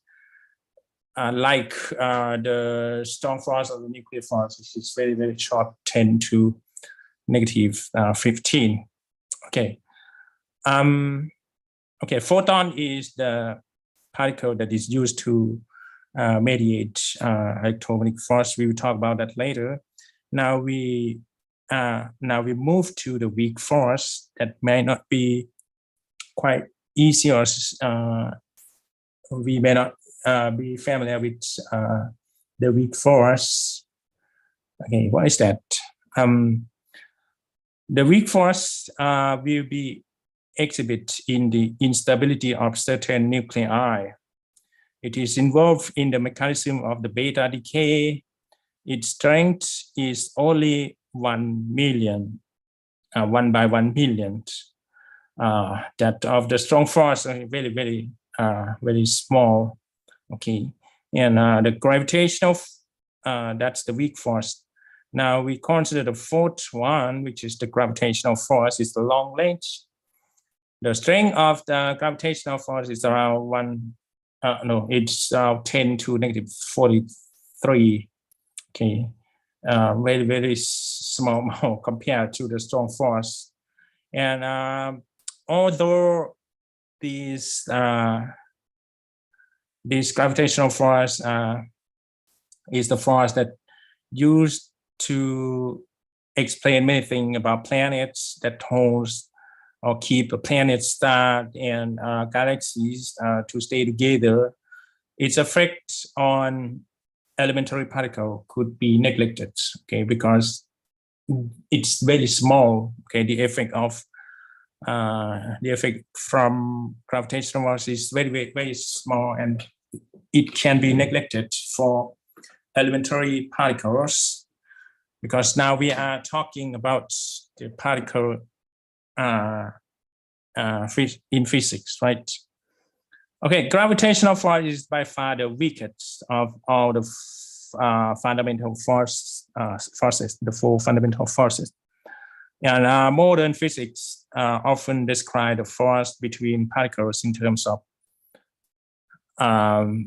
once we finish all these four forces, physicists try to explain these four forces by using the idea of particle exchange, okay, in terms of the action of few particles or quanta, and the name of few particles or quanta will be different for each force. Forces between two particles are conveyed by an exchange of few quanta. Okay, quanta is the plural form of the quantum word. All right, and let's move to the next one. This process is analogous to the covalent bond. If you have ever studied chemistry before, right? There are many kinds of bond in chemistry. One of the bond that is well known is covalent bond, right, in chemistry. The covalent bond is the case when two atoms exchange their electrons or share their electrons, right? It's the same thing here for the two particles in the space, okay, in the universe, okay, they share the field quanta, and that's why they have force to each other. All right. Okay, let's make the summarization to the four fundamental forces. Okay, it's taken from the book number 1 and number 4, and yes, we have four forces: gravitational force, electromagnetic force, and weak force, and strong force that lies in the nucleus, right? And the first property is relative strength, okay, in the approximation way, because some of the forces are not well known, okay. If we let the strong force to become the reference, okay, let's say it's number 1, but it's not 1 Newton, okay. It could be million Newton, but we unified as number 1. Okay, let's say that's number 1. We compare the remaining 3 forces to the strong force, so that's why it's 1. Because strong force is compared to itself, it's going to be only number 1. The weak force will be somehow 1 by million to 1 by million, compared to the strong force is very light. Electromagnetic force is around 1 by 100 compared to the strong force, and gravitational force is very tight, very tiny, 10 to negative 43 to 10 to negative 38. Oh, is very small. It can be neglected in this case. All right. Let's take a look at the aspect of range that could take place from all these 4 fundamental forces. Okay, the range for the gravitational force is infinite. Okay, you can get the gravitational force when you are very extremely far away from the source of that object or that particle. The electromagnetic force too. Okay, you could still get electromagnetic wave or the electromagnetic force once you are very far from the source of electromagnetic wave. Okay, but both of these both forces will have less and less force, less amount of force once you are far away. Okay, and the rule to determine the amount of force is the inverse of the distance square. Okay, 1 by r square. Okay, that's the distance square inverse rule. Okay, so let's talk about the weak force. Weak force will take place when you are very close to each other, 10 to negative 18 meter. Okay, this is not relation. It's not related. It's the actual distance in SI unit scale in meter, 10 to negative 18. Okay, 1 by 1,000 femtometer or Fermi. Okay, and strong force will take place once you are very close, on the order of 1 Fermi or 1 femtometer, 10 to negative 15. Okay, let's talk about whether the force could be repulsive force or attractive force. Okay, they want to join 2 particles together, or they want to repel 2 particles from each other. For the gravitational force, it is only attractive force. Okay, there is no repulsive force for the gravitational force. If you are close to any planet, you will be attracted to that star. For electromagnetic force, you can get either a repulsive force or attractive force from electromagnetic wave. And what about weak force? Weak force could deliver both repulsive and attractive force to you. What about strong force? Of course, strong force could be repulsive force and also attractive force if the nucleon have the same charge. Okay, and it could be repulsive when the nucleons have the same kind of charge, but it's not charge because it's going to be the Coulomb force. Carrier particle. What is the carrier particle for each 4 fundamental force? For the gravity, the physicists believe that there should be a particle which is known as graviton, but no one could prove this in experiment right now. And regarding the electromagnetic force, of course, we know that photon is the field quanta, okay, the amount of energy that carry electromagnetic force. Okay, photon is known for us, gamma ray and so on. What about weak force? Weak force used W plus boson, W minus boson, okay, and Z0 boson to be its carriers. Okay, there are 3 types of particles to carry the weak force. And what about strong force? Strong force used gluon to be its carrier particle. Okay, and what about the status of the carrier for these 4 forces? Okay, at the moment, graviton is expected to be found, right? It's in its conjecturate. Okay, it's expected to for human to find. And electromagnetic force, of course, photon is verified. The human has already observed, has been already be able to observe the photon. What about the weak force? Of course, W plus boson, W minus boson, or Z0 boson are already observed by human because we have already discovered it. And what about a strong force? The gluon is still not verified, but the scientists or the physicists believe that there should be a particle which is known as gluon. Okay, this is still conjecturate. Okay, it's still in expectation for human to find.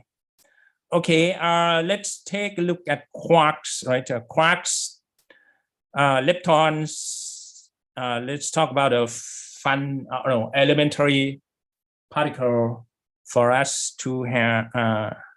To build up the standard model. Quarks, leptons, electron is an example of leptons.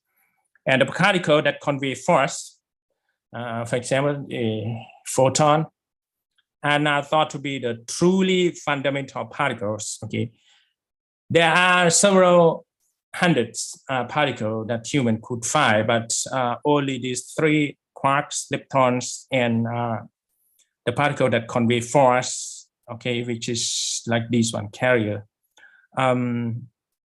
are considered as the truly fundamental particles. Let's take a look at the basic theory of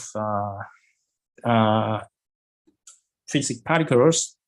One of the things is the Dirac's theory. He said that for every particle, there is an antiparticle with the same mass as the particle but opposite charge or opposite number of something. And antiparticle is usually designated by a bar over the symbol for that particle, except for the positron. The positron used the positive side on the superscript at the right-hand side instead of the bar, because we use electron notation. And if it is the negative one, it means the electron one. Okay. Among the abstractions are the photon, the neutral pion, denoted by pi with pi less to 0. Okay, the neutral version of pion are the particles that have no antiparticles because they are already the antiparticles to them. Okay, so they don't have antiparticles. Okay, there are 2 exceptional particles, photon and neutral pion. Okay, apart from that, every particle should have its own antiparticle. When a particle meets its antiparticle, what will take place then? And you may have already seen in the nuclear fission, when the positron meets the electron, they are going to combine to each other, and the word for combination is known as annihilation, right? Both particles will be annihilated, will be combined to each other, and it will give you high energy photon, okay, gamma or high energy photon. In order to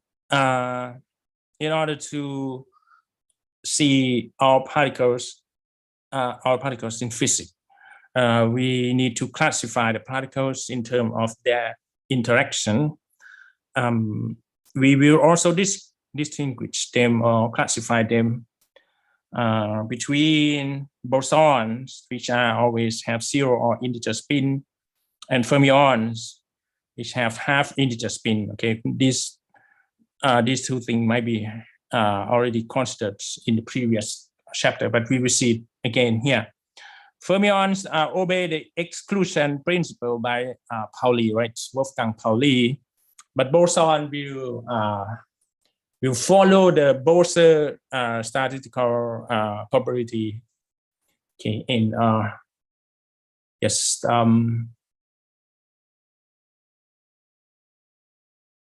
let's take a look at the standard model for us that might have been already seen, that you may have already seen previously in the previous chapter, right?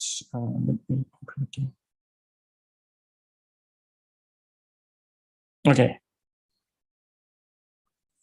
And as you can see, quark, right? Quark is here. Quarks, leptons. Okay, from these quarks, leptons.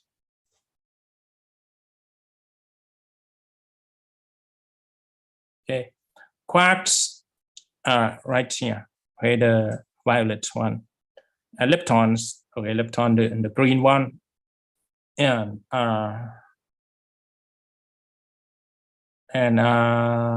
where is that? The particle that convey forces, which are known here as bosons, okay, are considered as the truly fundamental particles. Okay, every bigger particle could be formed up by using these three groups, okay, three types of particles. That's the first text. The next one is that Dirac said every particle should have its own antiparticle. You could see here the up quark has its own anti-up particle. Sham quark has its own anti-sham particle, which is denoted by bar above that variable. And you could see here the mass is the same. Mass is negative 2.2 mega electron volt. The mass is the same. All right. Not negative, it's approximation. Sorry. It's not negative, it's approximation. Okay. And yeah, it's better. And top quark had its own anti-top particle, which is denoted by bar above the letter T. The dark quark has its own anti-down particle with the same mass, different charge, negative 1/3 charge of the electron. The anti-down has a positive charge of electron. Okay, and the strange quark has same mass 96, the 96 here to anti-strange particle, but this one has negative 1/3. Okay, and negative 1/3 in bottom quark. Bottom quark has its own anti-bottom particles too, which has the same mass as the bottom quark particle, and the difference is only the charge. For the up quark, it has the charge of 2/3 of electron, but the anti-up, it has the negative charge to the up quark particle. Okay, you can see that the charge is opposite to the original particle. Okay, and for the electron has -1 because 1e is the quantity of the electron charge, but it's negative, right? Because electron has a negative charge. For the positron has the same mass, 0.511 megaelectron per c square, same as the electron, but the charge for the positron is positive one. Okay, muon is a bigger version of electron. You could see here the mass is 105 megaelectron volt. This one is 2.5. It's around 227 bigger than the electron. And the tau lepton or the tau particle is even bigger than the muon, much bigger than electron.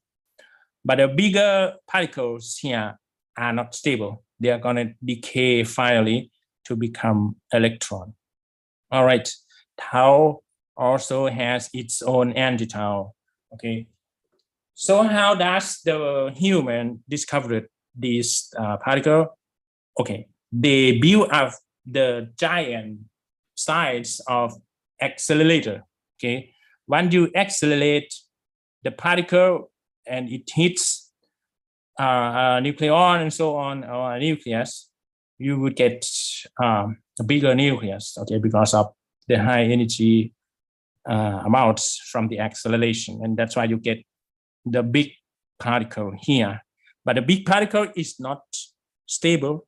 They're going to fall down, okay, or decay into the middle version and into finally the smallest version, which is electron. But at least humans know that there are muon and tau.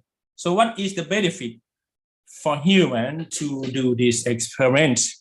Because we would be able to explain how the universe is forming up. Okay, once you know the behavior of several fundamental particles, you could also understand how the universe is formulated, is originated, and you could expect what is going to happen in the future. Okay, and that's the effort by human to understand the universe by exploring the fundamental particles in the universe like this. Okay, that's the negative version, right? The negative version of the electron. You could see that somehow here the tau lepton has the mass of 1.7768. Okay, it's comparable to the charm quark. Okay, it's in the same scale, the same level as the charm quark. It's big enough. Why don't we consider tau lepton to become quark?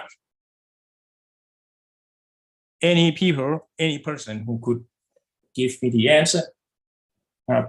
ทำไมถามภาษาไทยถ้าคุณดูดีๆนะครับว่าเทาเนี่ยแมสของมันกิกะอิเล็กตรอนโวลต์ per c square ครับมันก็ใหญ่กว่าชามควาร์กอีกนะ 1.28 กิกะใหญ่กว่าอัพควาร์กดาวควาร์กด้วยซ้ำไปถามว่าทำไมเขาไม่แบ่งเทาไปเป็นควาร์กไม่จับเทาให้เป็นควาร์กไปเลยเพราะว่าแมสมันเท่ากันแล้วมันใหญ่กว่าอัพควาร์กดาวควาร์กด้วยซ้ำนะครับ What is the reason why we don't classify tau into quark category, okay, or even the anti-tau?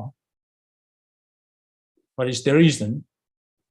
มีใครตอบได้ไหมครับว่าทำไมเราไม่จัดเทาเล็ปตอนหรือว่าเทาพาร์ติเคิลเนี่ยให้อยู่ในกลุ่มของให้อยู่ในกลุ่มของเขาเรียกว่าให้อยู่ในกลุ่มของพวกควาร์กทั้งที่แมสมันก็ใหญ่แล้วนะ What is the reason?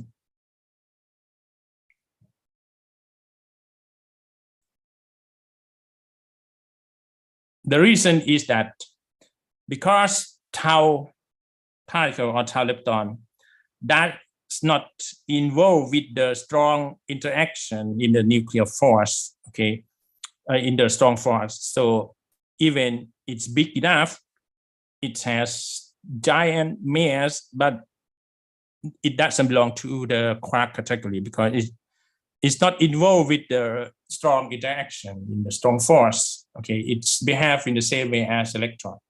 Okay, คุณจะพบว่าอิเล็กตรอนมันไม่เกี่ยวกับปฏิกิริยานิวเคลียร์เลยเนาะนะครับพวกอัพควาร์กดาวควาร์กนั่นแหละที่มันยุ่งอยู่ในโปรตอนนะครับนั่นคือทำให้เกิดพลังงานในนิวเคลียร์ฟิวชั่นนะครับโอเคไหม Okay, yeah, you know everything about electron, muon, and tau, right?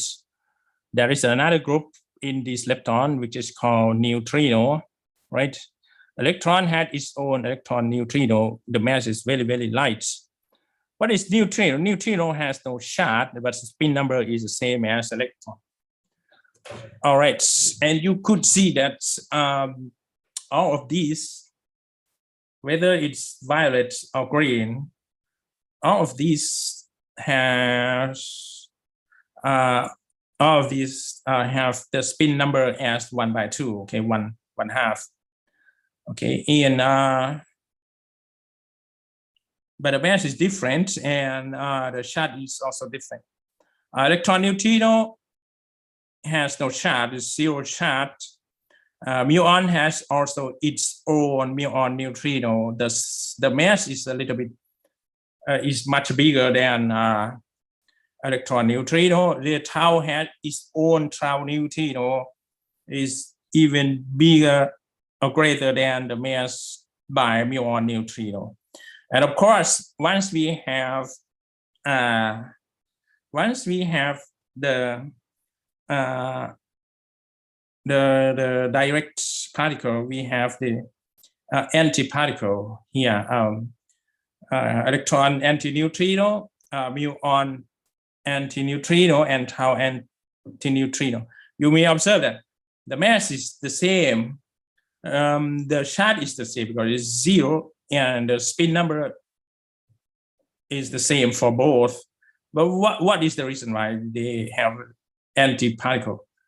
They will have the lepton number in a different values. Okay, they will have different values of the lepton number, but it's not shown here, and that's why we still consider electron antineutrino as the antiparticle to electron neutrino, and muon antineutrino as the antiparticle to muon neutrino.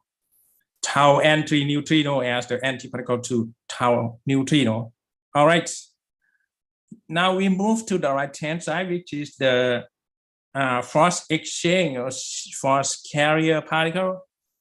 It's gluon, which is not confirmed in the. It's not confirmed in the experiment. Photon is already found, right? It's confirmed. W or Z boson here already confirmed, and Higgs boson is still. Is already known, right? It's already confirmed. The charge for these particles usually is 0, remains 0, except for W plus boson and W minus boson. It has one full charge to that electron, and negative one to that electron, and the mass of W boson are the same. It's a big one, right? 80 giga electron volt per c square. Z0 boson too. It's even bigger, 91.19 giga electron volt per c square. Photon has no mass, has no charge, but spin number is 1. Okay. Gluon has no mass, no charge, spin number has number 1.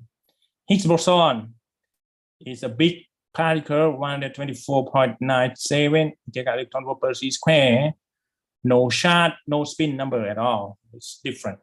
Okay, this is the scalar boson because it has no spin number, and this is classified as the vector boson because the spin number is 1.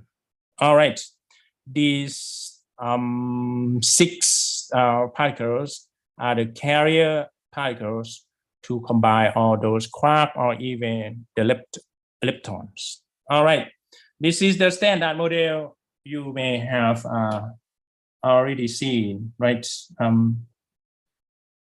Okay, this group, which is known as the fermions, right? Whether it's quark or leptons, will follow the Pauli exclusion principle. What is the Pauli exclusion principle?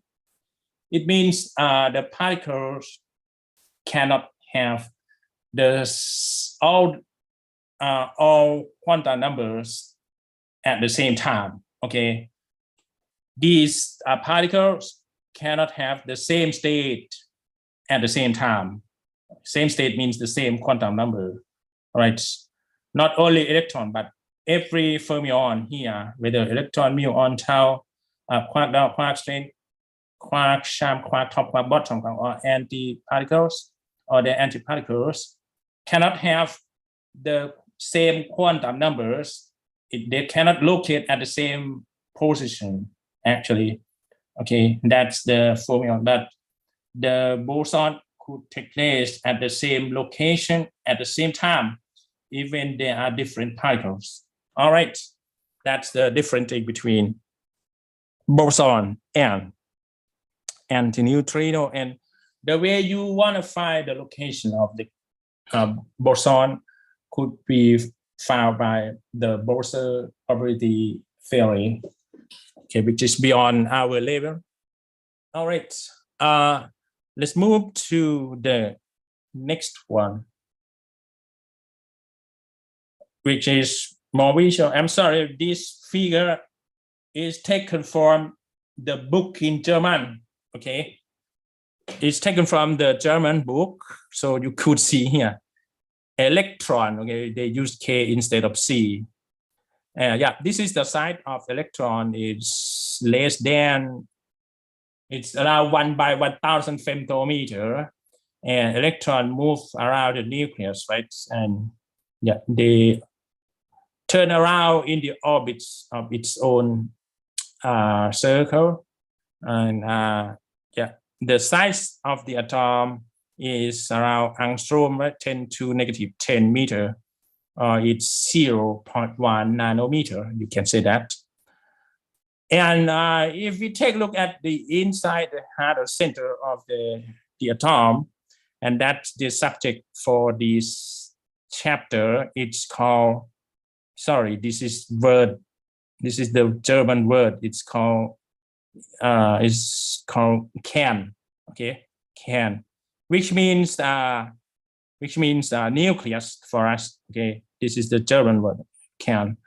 It means nucleus for us, and the size of the nucleus is around femtometer, for example, 10 to negative 14, or 10 times 10 femtometer, or 6 femtometer. It depends on the size, how big is your nucleus or nuclei. Okay, Kern means nucleus, but this word is German word, okay. And of course, the nucleus is the location where we form nucleon to stay together, right? And nucleons mean it could be proton or neutron, right? And the size of the proton should be less than the nucleus, right? Size of proton is around 1 femtometer, right? 10 to negative 15. But you know that inside proton or neutron, we have quark, right? Which is what you have seen here. Proton is composed of 2 up quarks and a single or 1 dark quark. Neutron contains 2 dark quarks and 1 up quark. So there are 3 quarks inside proton or neutron. But the size of the quark itself is less than the nucleon, proton or neutron. It has the same size as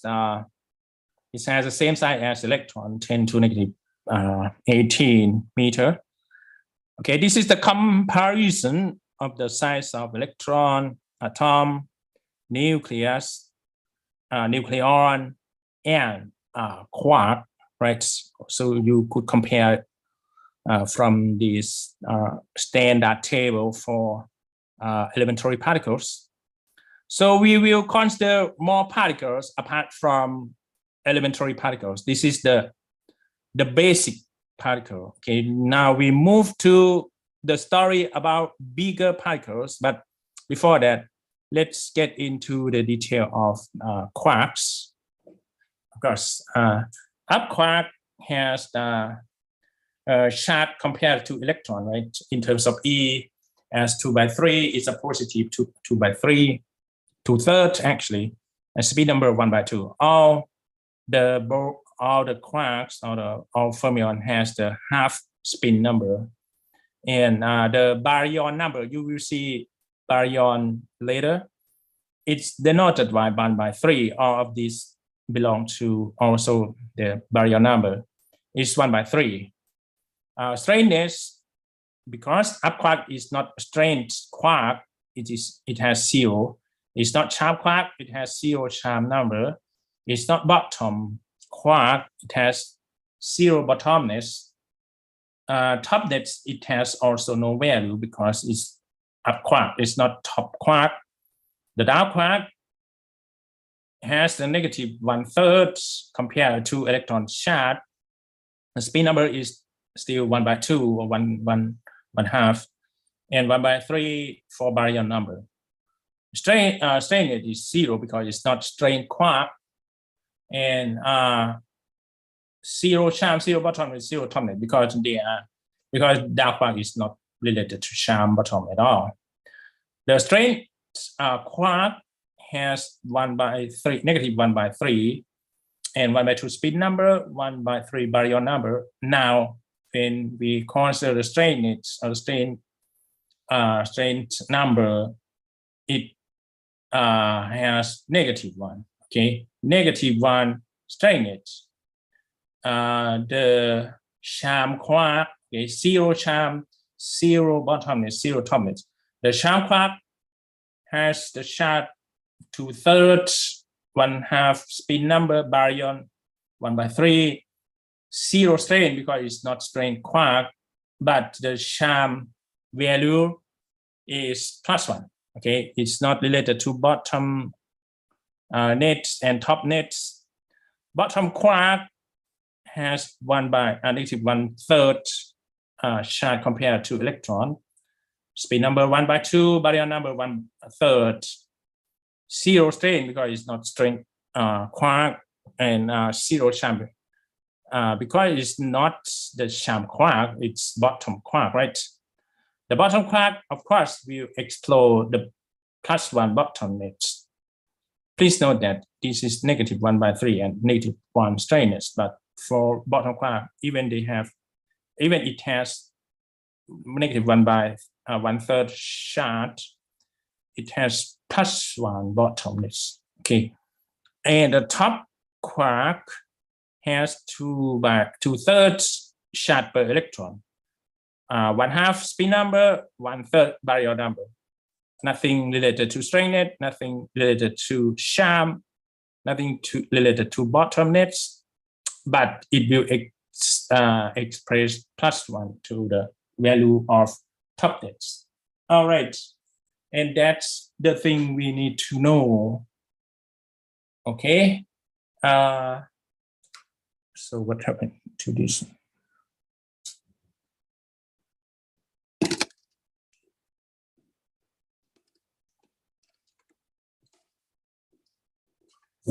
ครับขอเช็คผมกล้องอันนี้นิดนึงนะว่าไปมาอย่างไรนะครับ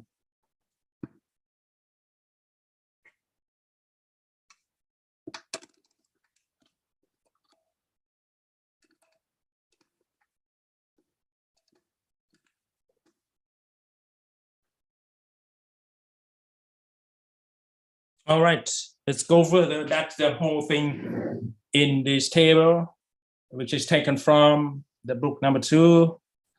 Okay, if you go into the detail of the quark particles, you would see that. So what is the benefit of considering a straight number, sharp number, bottlenecks, we will consider the conservation of this number later. That's why we need to be familiar with the sharp number, bottom number, top number, straight number. Okay. Two principal categories means two categories hadron. This one is nothing. We're gonna reduce hadrons which have strong interaction, and leptons which do not. Okay, hadron have strong interaction, not only quark. Okay, and leptons do not interact in the strong force. Okay, that's why the tau lepton is not classified into quark category. Okay, because it doesn't involve with strong interaction. So let's consider the light one first, leptons. What is the meaning of lepton? Lepton is the word from Greek. Okay, we borrow the word leptos from Greek. So lepton means from the Greek word small or light. Okay, is small or light, and lepton are a group of particles that participate in the weak interaction. Okay, they don't participate in strong interaction, but rather in weak interaction. The positive electron, it's known as positron, right? This is what you may have seen before in the nuclear reaction process, right? Yeah, it is the E plus 01, right? Even it's not, it doesn't have proton, but we still leave number 1 here at the lower left or the left subscript, because it seems that we have it. It's equivalent to 1 proton. Okay. You may use even the letter E or beta because it's actually a beta particle. All right. What else? The positron was discovered in 1932 by Carl D. Anderson during an investigation of cosmic rays. Okay, he was busy with cosmic ray, and he finally found the positron, okay, the antiparticle of the electron. Anderson used a cloud chamber. Okay, cloud chamber is the popular or the widely spread experimental tool, or the common experimental tool in that generation, in the early days of particle physics. Okay, in 1930, I think almost 90 years ago. Okay, and 5 years later, 2 new particles were discovered. Okay, so human is eager to explore particle. Human wants to know more information about the particle in physics, because we could understand the universe, we could predict what is going on in the future with the universe. Okay, so that we can adapt ourselves to live in the future. Okay, and that might be useful. Okay, and most of the effort was done here in the Society of Physics. This particle in 1937, right? 2 particles. These particles are known as muons. Okay, muons. They usually use the Greek letter to represent several scientific stuff, right? I don't know. Maybe you could use the Thai alphabet to represent any particle that you may find if you want to become physicist or you want to study physics in the future. Okay. Yeah, the muon. That's why. What is the reason why we say muons with S with the plural version? Because there are two particles. The first one has the negative charge. The second one has a positive charge. Okay, muon negative has a charge equal to that of the electron, and its antiparticle, which is not usually. Sometimes we use the mu with bar, right? For example, in this table, the muon has its antiparticle denoted by mu bar, right? Which is anti-muon. Because muon has -1 charge, so sometimes they use -1 at the superscript of the letter mu. But if in the same way, if you want to express muon for the antiparticle, you may leave the plus sign here. It looks like electron with E plus, which denotes a positron. Okay, in the same. But in the typical way, you have to use bar, okay, in this standard model. But in any way, we understand that this one is the antiparticle to the negative muon. Okay, the positive muon is actually the anti-muon and has a positive charge of equal magnitude. Muons are unstable. Okay, muons are both versions of muon are unstable because the size is big. The mass of this one is big compared to electron. It's both are going to decay to become electron. Okay, usually we cannot see muon easily. You could see muon only in the accelerator, which exists in CERN, CERN, CERN, CERN, or you can see, say, CERN. CERN. Okay, if you want to work in particle physics, you have to go to this. Okay, CERN or CERN. In German, we would say CERN, right? But in English, you may say CERN. CERN or CERN located in the border between Switzerland and France, I think. Oh, ทำไมหานานจัง What about the internet status to Russia?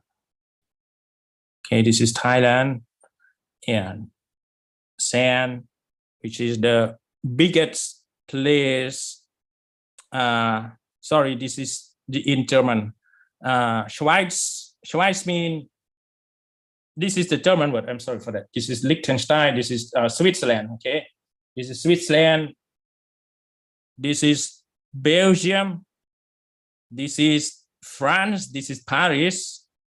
Oh my God, what happened? CERN is the laboratory, the biggest one that has the biggest accelerator, which built up under the ground because it's too big.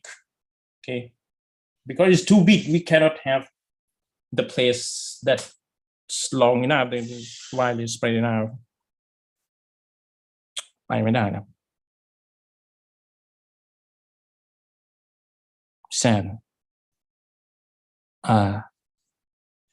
No. Here. This is, oh no. This is the accelerate, the particle accelerator. Here.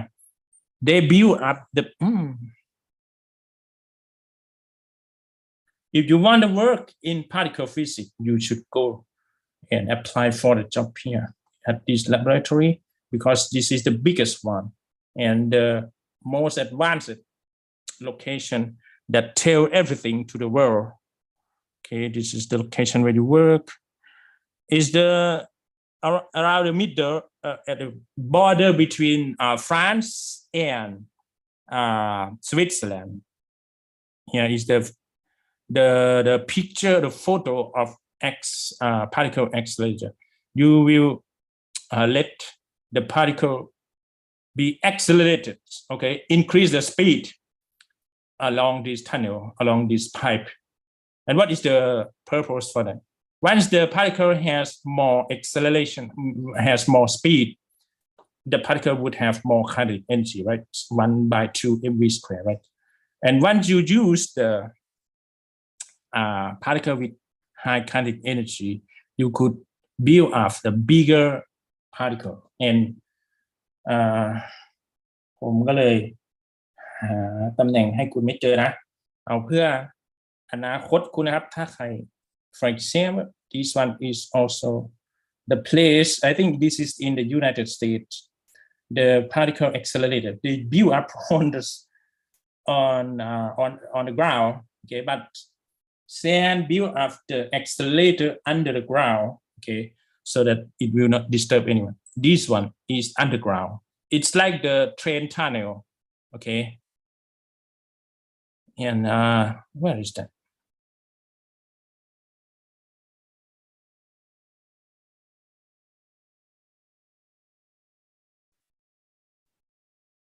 Sand. Okay, CERN, you can see. Okay, if you look the sand from Switzerland here is the location where you work in this laboratory. It's a campus, okay, of physicists that work on particle physics, okay, which is the story we are talking right now, okay. For your future, if you fall in love with particle physics, you may be the person who discovered the bigger particle in the future. You should go here to CERN, okay, at the border between France and Switzerland, okay. Yeah, it's this one. The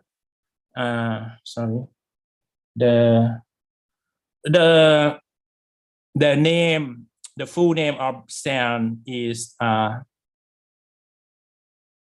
I don't know.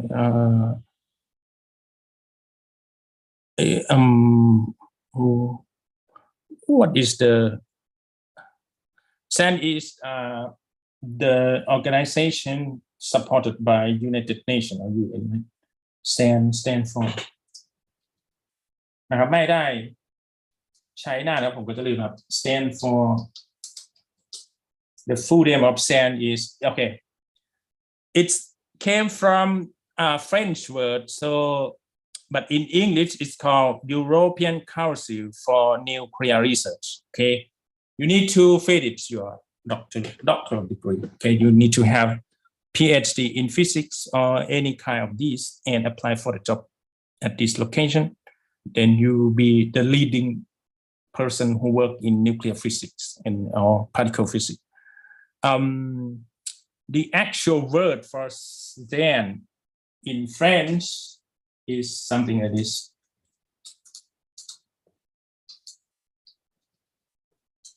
Okay.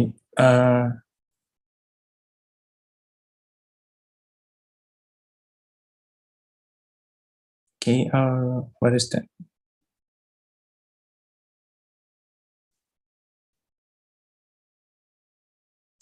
นะครับพาออกข้างนอกนะครับเพื่อให้เห็นโลกกว้างครับเดี๋ยวจะหาว่าอยู่แต่ไหนโอเคwhere is okay here the actual full name of the word CERN is the following. It came from French, okay. I didn't study French, so I don't know. CERN comes from the word this one, okay. It's like council, European, for mean for, okay, la mean the, okay. Researcher mean research, nuclear, right? It's nuclear. Okay. CERN, CERN, but it's ordered in French style in French, so that's why they say CERN. But in English, it's known as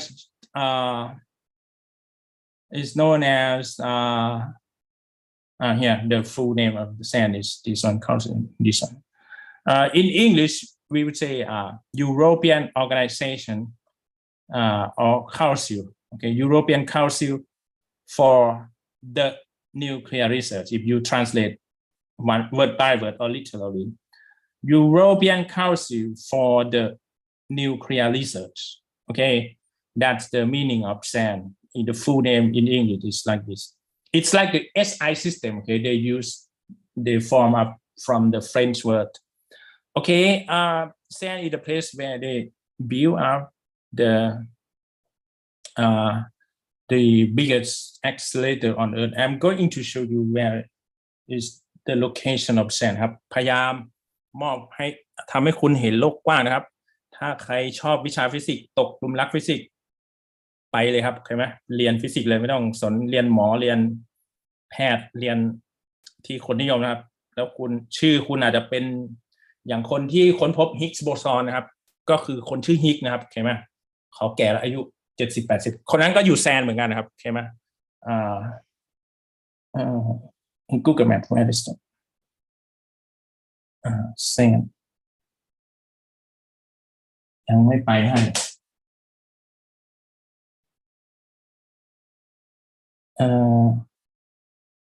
I may need to copy this one.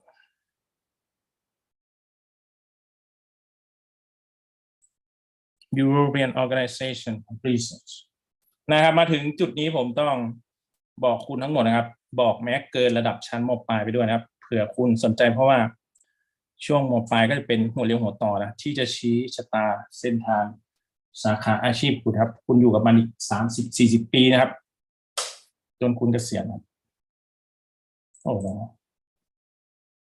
แซนโอ้โหno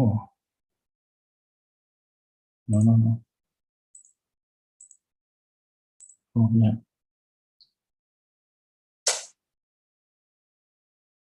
เจอแล้วนะครับโอเคyeah here it's the sand โอเคไม่ได้พูดเล่นๆนะครับมีจริงนะครับเห็นไหม and อันนี้เป็นที่นำนะครับอยู่ใกล้ๆกับเมืองเกนส์นะครับโอเคมีอีเคียด้วยนะครับ this is the airport of the Ghent okay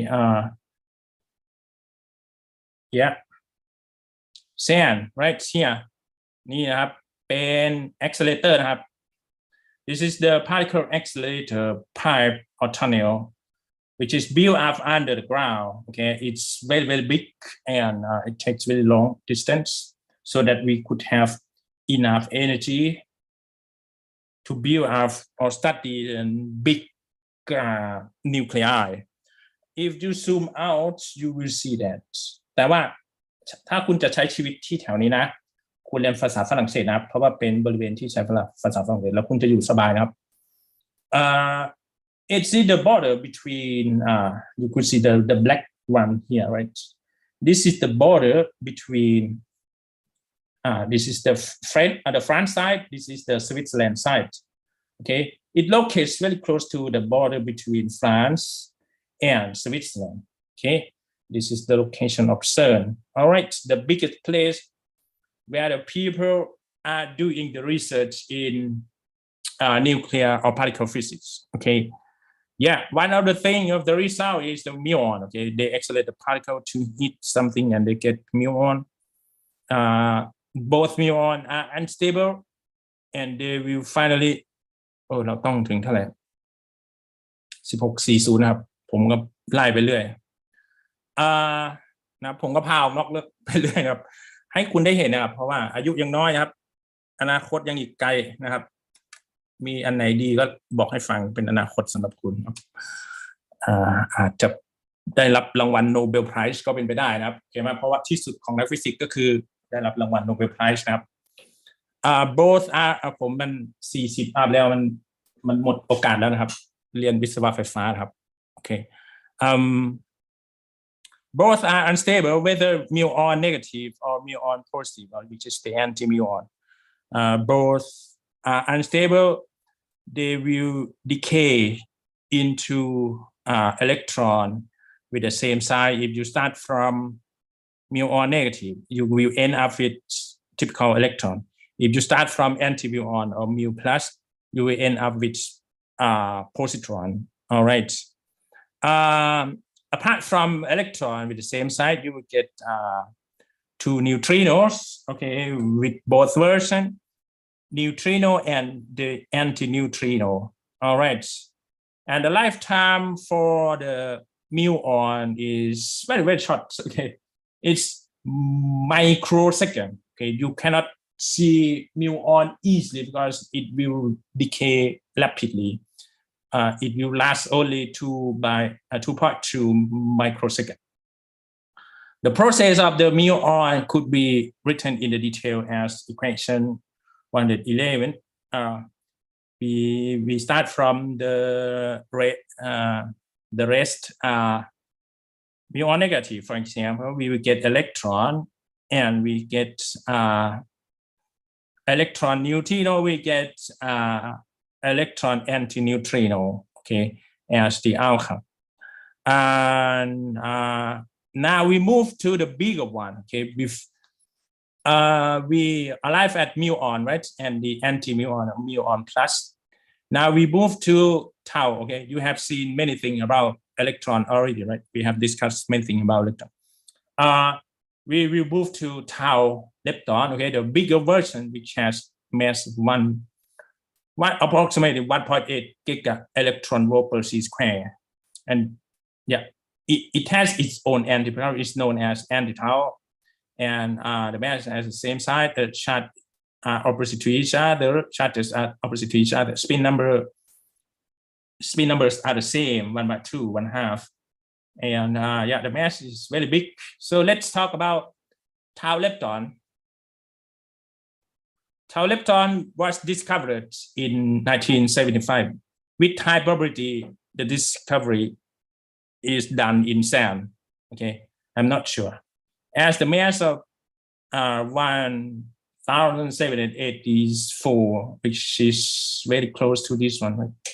เดี๋ยวเปิด2 อันแล้วกันนะรูดไปรูดมาเดี๋ยวคุณงง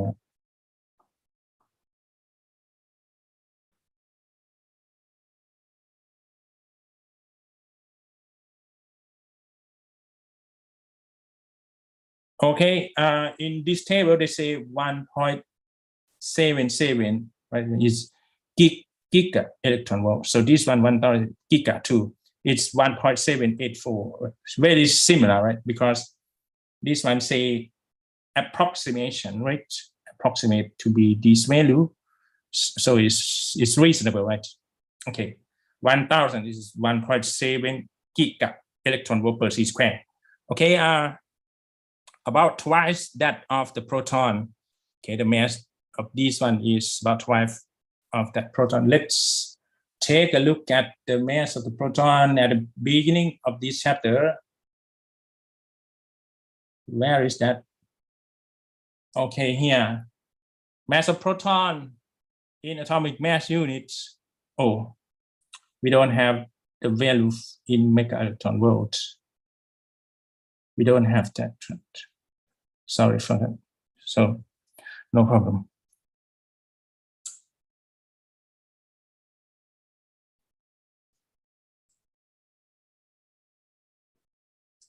Somewhere here. Okay. Yes, the mass of the tau lepton is about twice that of proton, but they are not considered as quark or something like that at all. The tau are more massive than the nucleons, and tau are also unstable. It's like muon, right?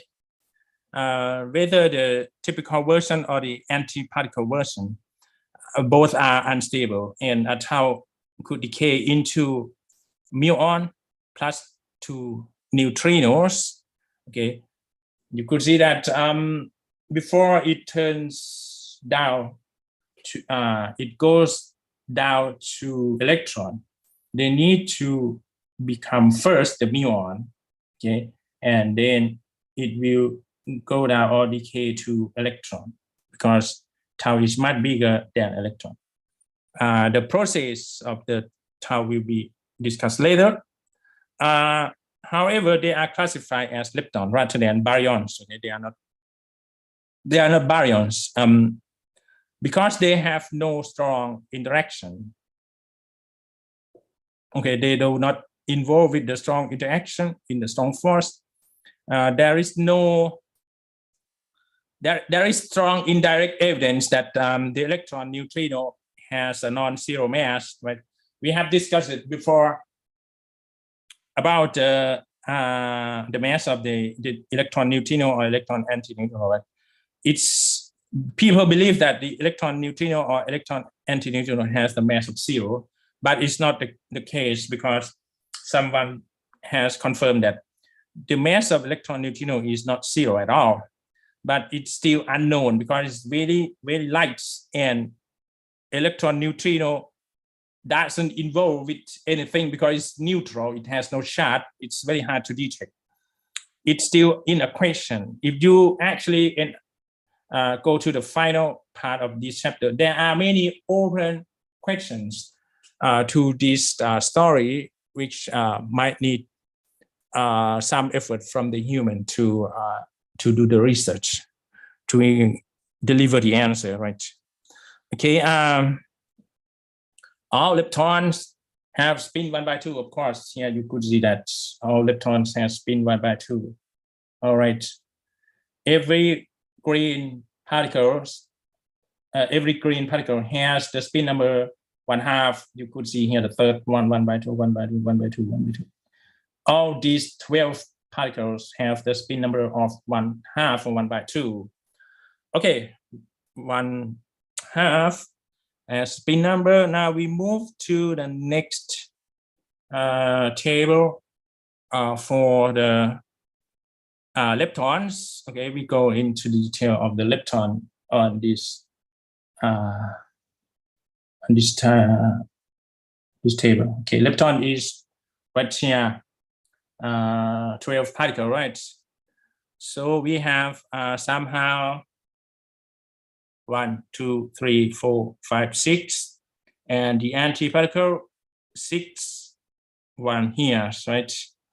So the total number of particles in leptons is 12, as same as this one. Okay, but in this table they don't provide a value of lepton number, muon lepton number, tau lepton number, which will be used later in the conservation rule. All right, let's take a look at electron. Electron has a mass of 0.511. Okay, the same value here. And the number of electron lepton number is +1 for both electron and positron. Lifetime is stable. Okay, they will remain as this form later. Okay, in the electron neutrino, which is denoted by nu E, and its antiparticle, this one, electron antineutrino, will be also a stable particle. The electron lepton number will be designated by 1, 2. The mass is very, very light, okay, less than 3 eV, and muon, right? Muon minus, muon plus, which is the antiparticle to the typical muon. Mass of muon is around 105.66 or 105.7. It has no electron lepton number, but it has muon lepton number. We don't pay attention to the tau lepton number because this is muon. The lifetime is not stable particle. Okay, it's going to fall down or decay into something else. Okay, it will last only 2.2 microseconds, and it will decay into electron neutrino, electron antineutrino. What about muon neutrino, which is this one? Muon neutrino and muon antineutrino.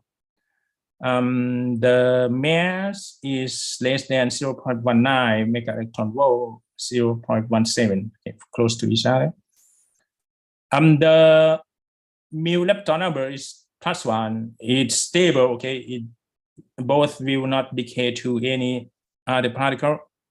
Okay, and because this has no charge, okay, it's neutral, they are going to be stable. And let's take a look at tau particle. We have tau in the negative way, and for the antiparticle, it's going to be positive tau, right? They denoted by tau minus and tau plus. Mass of the tau is approximately 1.77 giga electron, or is in terms of mega electron 1,000, okay, very close to each other. And tau lepton number is +1. It has no value for lepton number, muon lepton number. The lifetime is even shorter than the muons.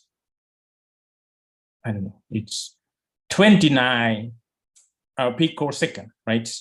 It's going to decay to muon minus or muon plus. It depends on the initial version of what you have. Muon negative, muon antineutrino, muon tau, tau antineutrino, and electron antineutrino, and tau neutrino, right? And regarding the neutrino for the tau, okay, the mass is 18.2, exactly the same value. It has tau lepton number as +1, and it's stable. Okay, it's stable. All right, that's the tau lepton particle that interact through the strong force. Okay, we don't have equation for tau decay. Particles that interact through the strong force are known as. Now we move to the next type of particles apart from the elementary particles. In this table, we see the bigger particle that the human has discovered. Particles that interact through the strong force are called hadron. Hadron are much more complicated than leptons, and hadron are distinguished by, classified by the masses or spin numbers. And once we use this criteria, we have two types. The first one is called meson, which is the lighter one. The heavier one is known as baryons. Okay, the story about hadron or meson, the story about meson starts in 1935. It starts from the Japanese physicist whose name is Hideki Yukawa. His lifetime is 1907 to 1981. He proposed a hypothetical particle. He believed that should be this particle. He called this particle as meson, okay, the light one first, with the mass between electron and proton. Okay? It's halfway in the middle between electron and the proton. But at that time, he didn't have any experimental result to verify his belief on his hypothesis. Yeah, once he proposed this possible idea, in 1947, another family of unstable particles was discovered. These were called pi-meson or Beyonds, right? They use, again, the Greek letters. It's a meson, but it's pi, okay? So simply speaking, we say pions, okay? Pion have charges and even no charge, okay? There are three versions of the pions. The first one is the negative charge version, which is the pion minus, okay? And the positive charge, the same as electron, is called pion plus. And pion without any charge at all is called pion zero. Okay, pion do interact strongly with nuclei. They are the particle predicted by Yukawa. Okay, so someone confirmed the idea by Hideki Yukawa as mediators of the nuclear force. The meson have some property like this. The spin number is 0 or 1.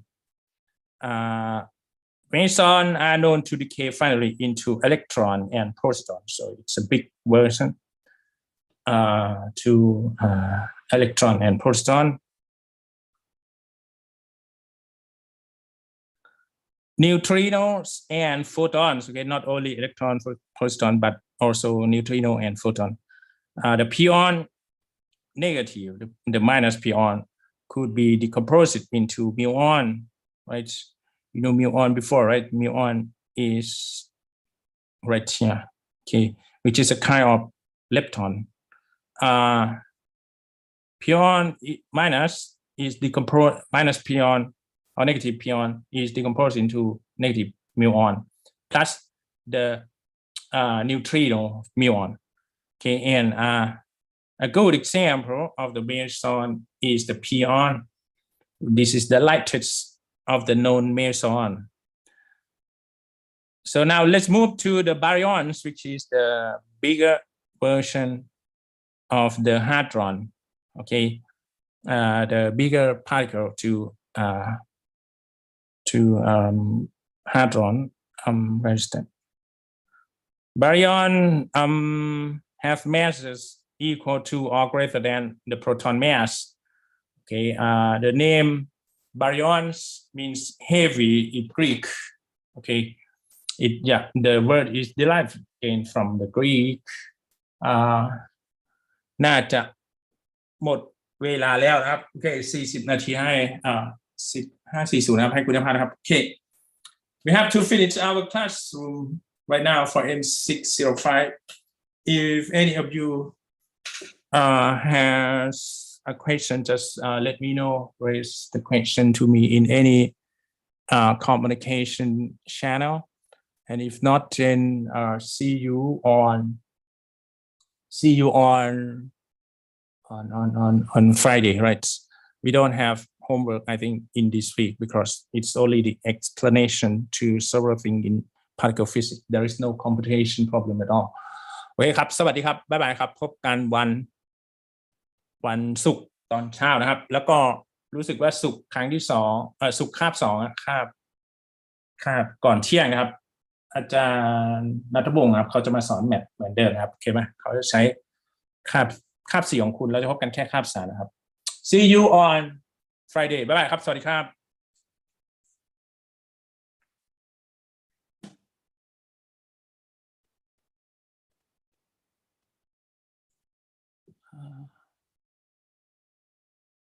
เท่านั้นนะ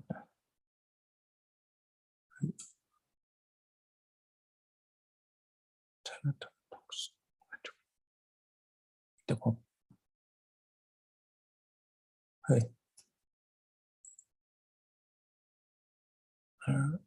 กิติพันธ์ the next one is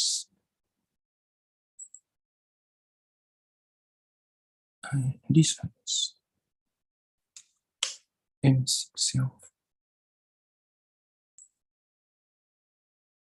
M605, right?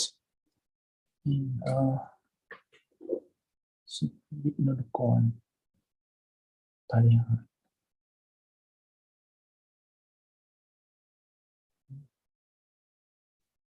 เทตราพิเชษพงศ์เนี่ยละวิพลI didn't see you in Zoom. No one in Zoom. It's from Vipon.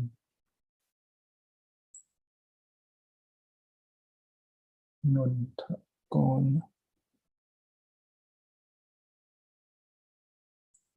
Right. Yes. Go.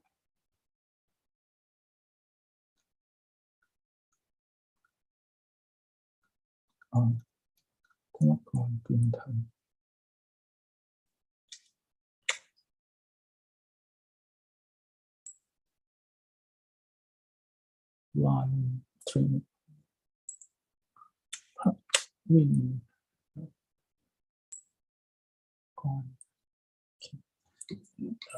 Send it through to that.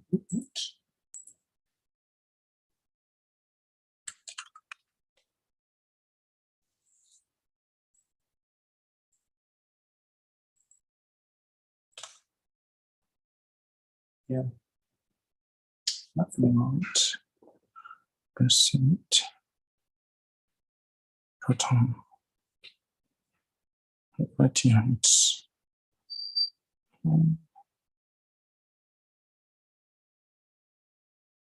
also right here, M605 02 02 2022. It's there. Oh, let's continue.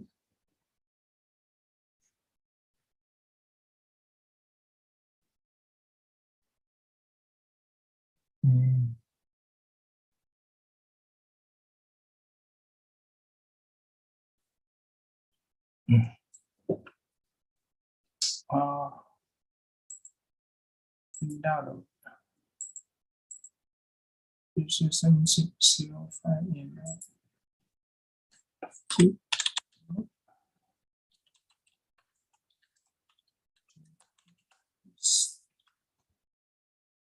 Yes. That's not on this machine. It's this machine. Okay. So we'll essentially win, but not 21 from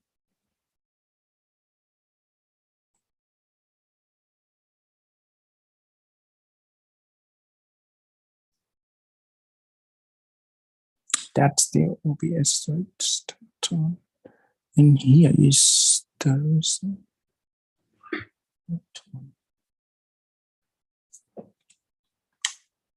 Oh, you know.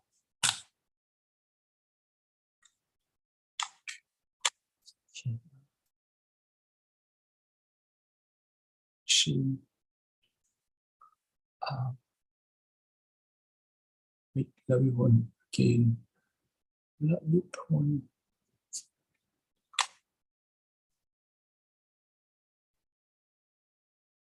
Until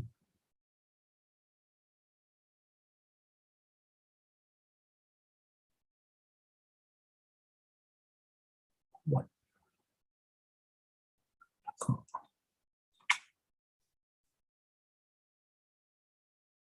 One, three, pop.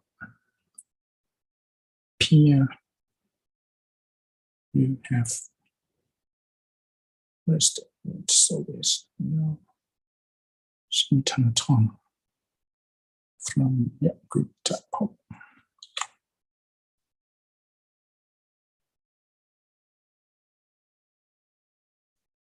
Yeah.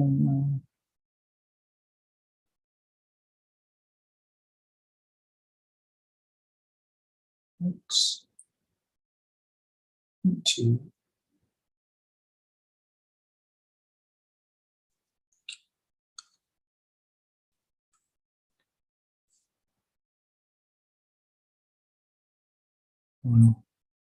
that's in so for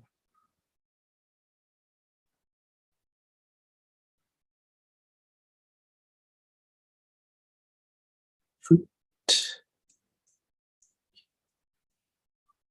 And now we finish.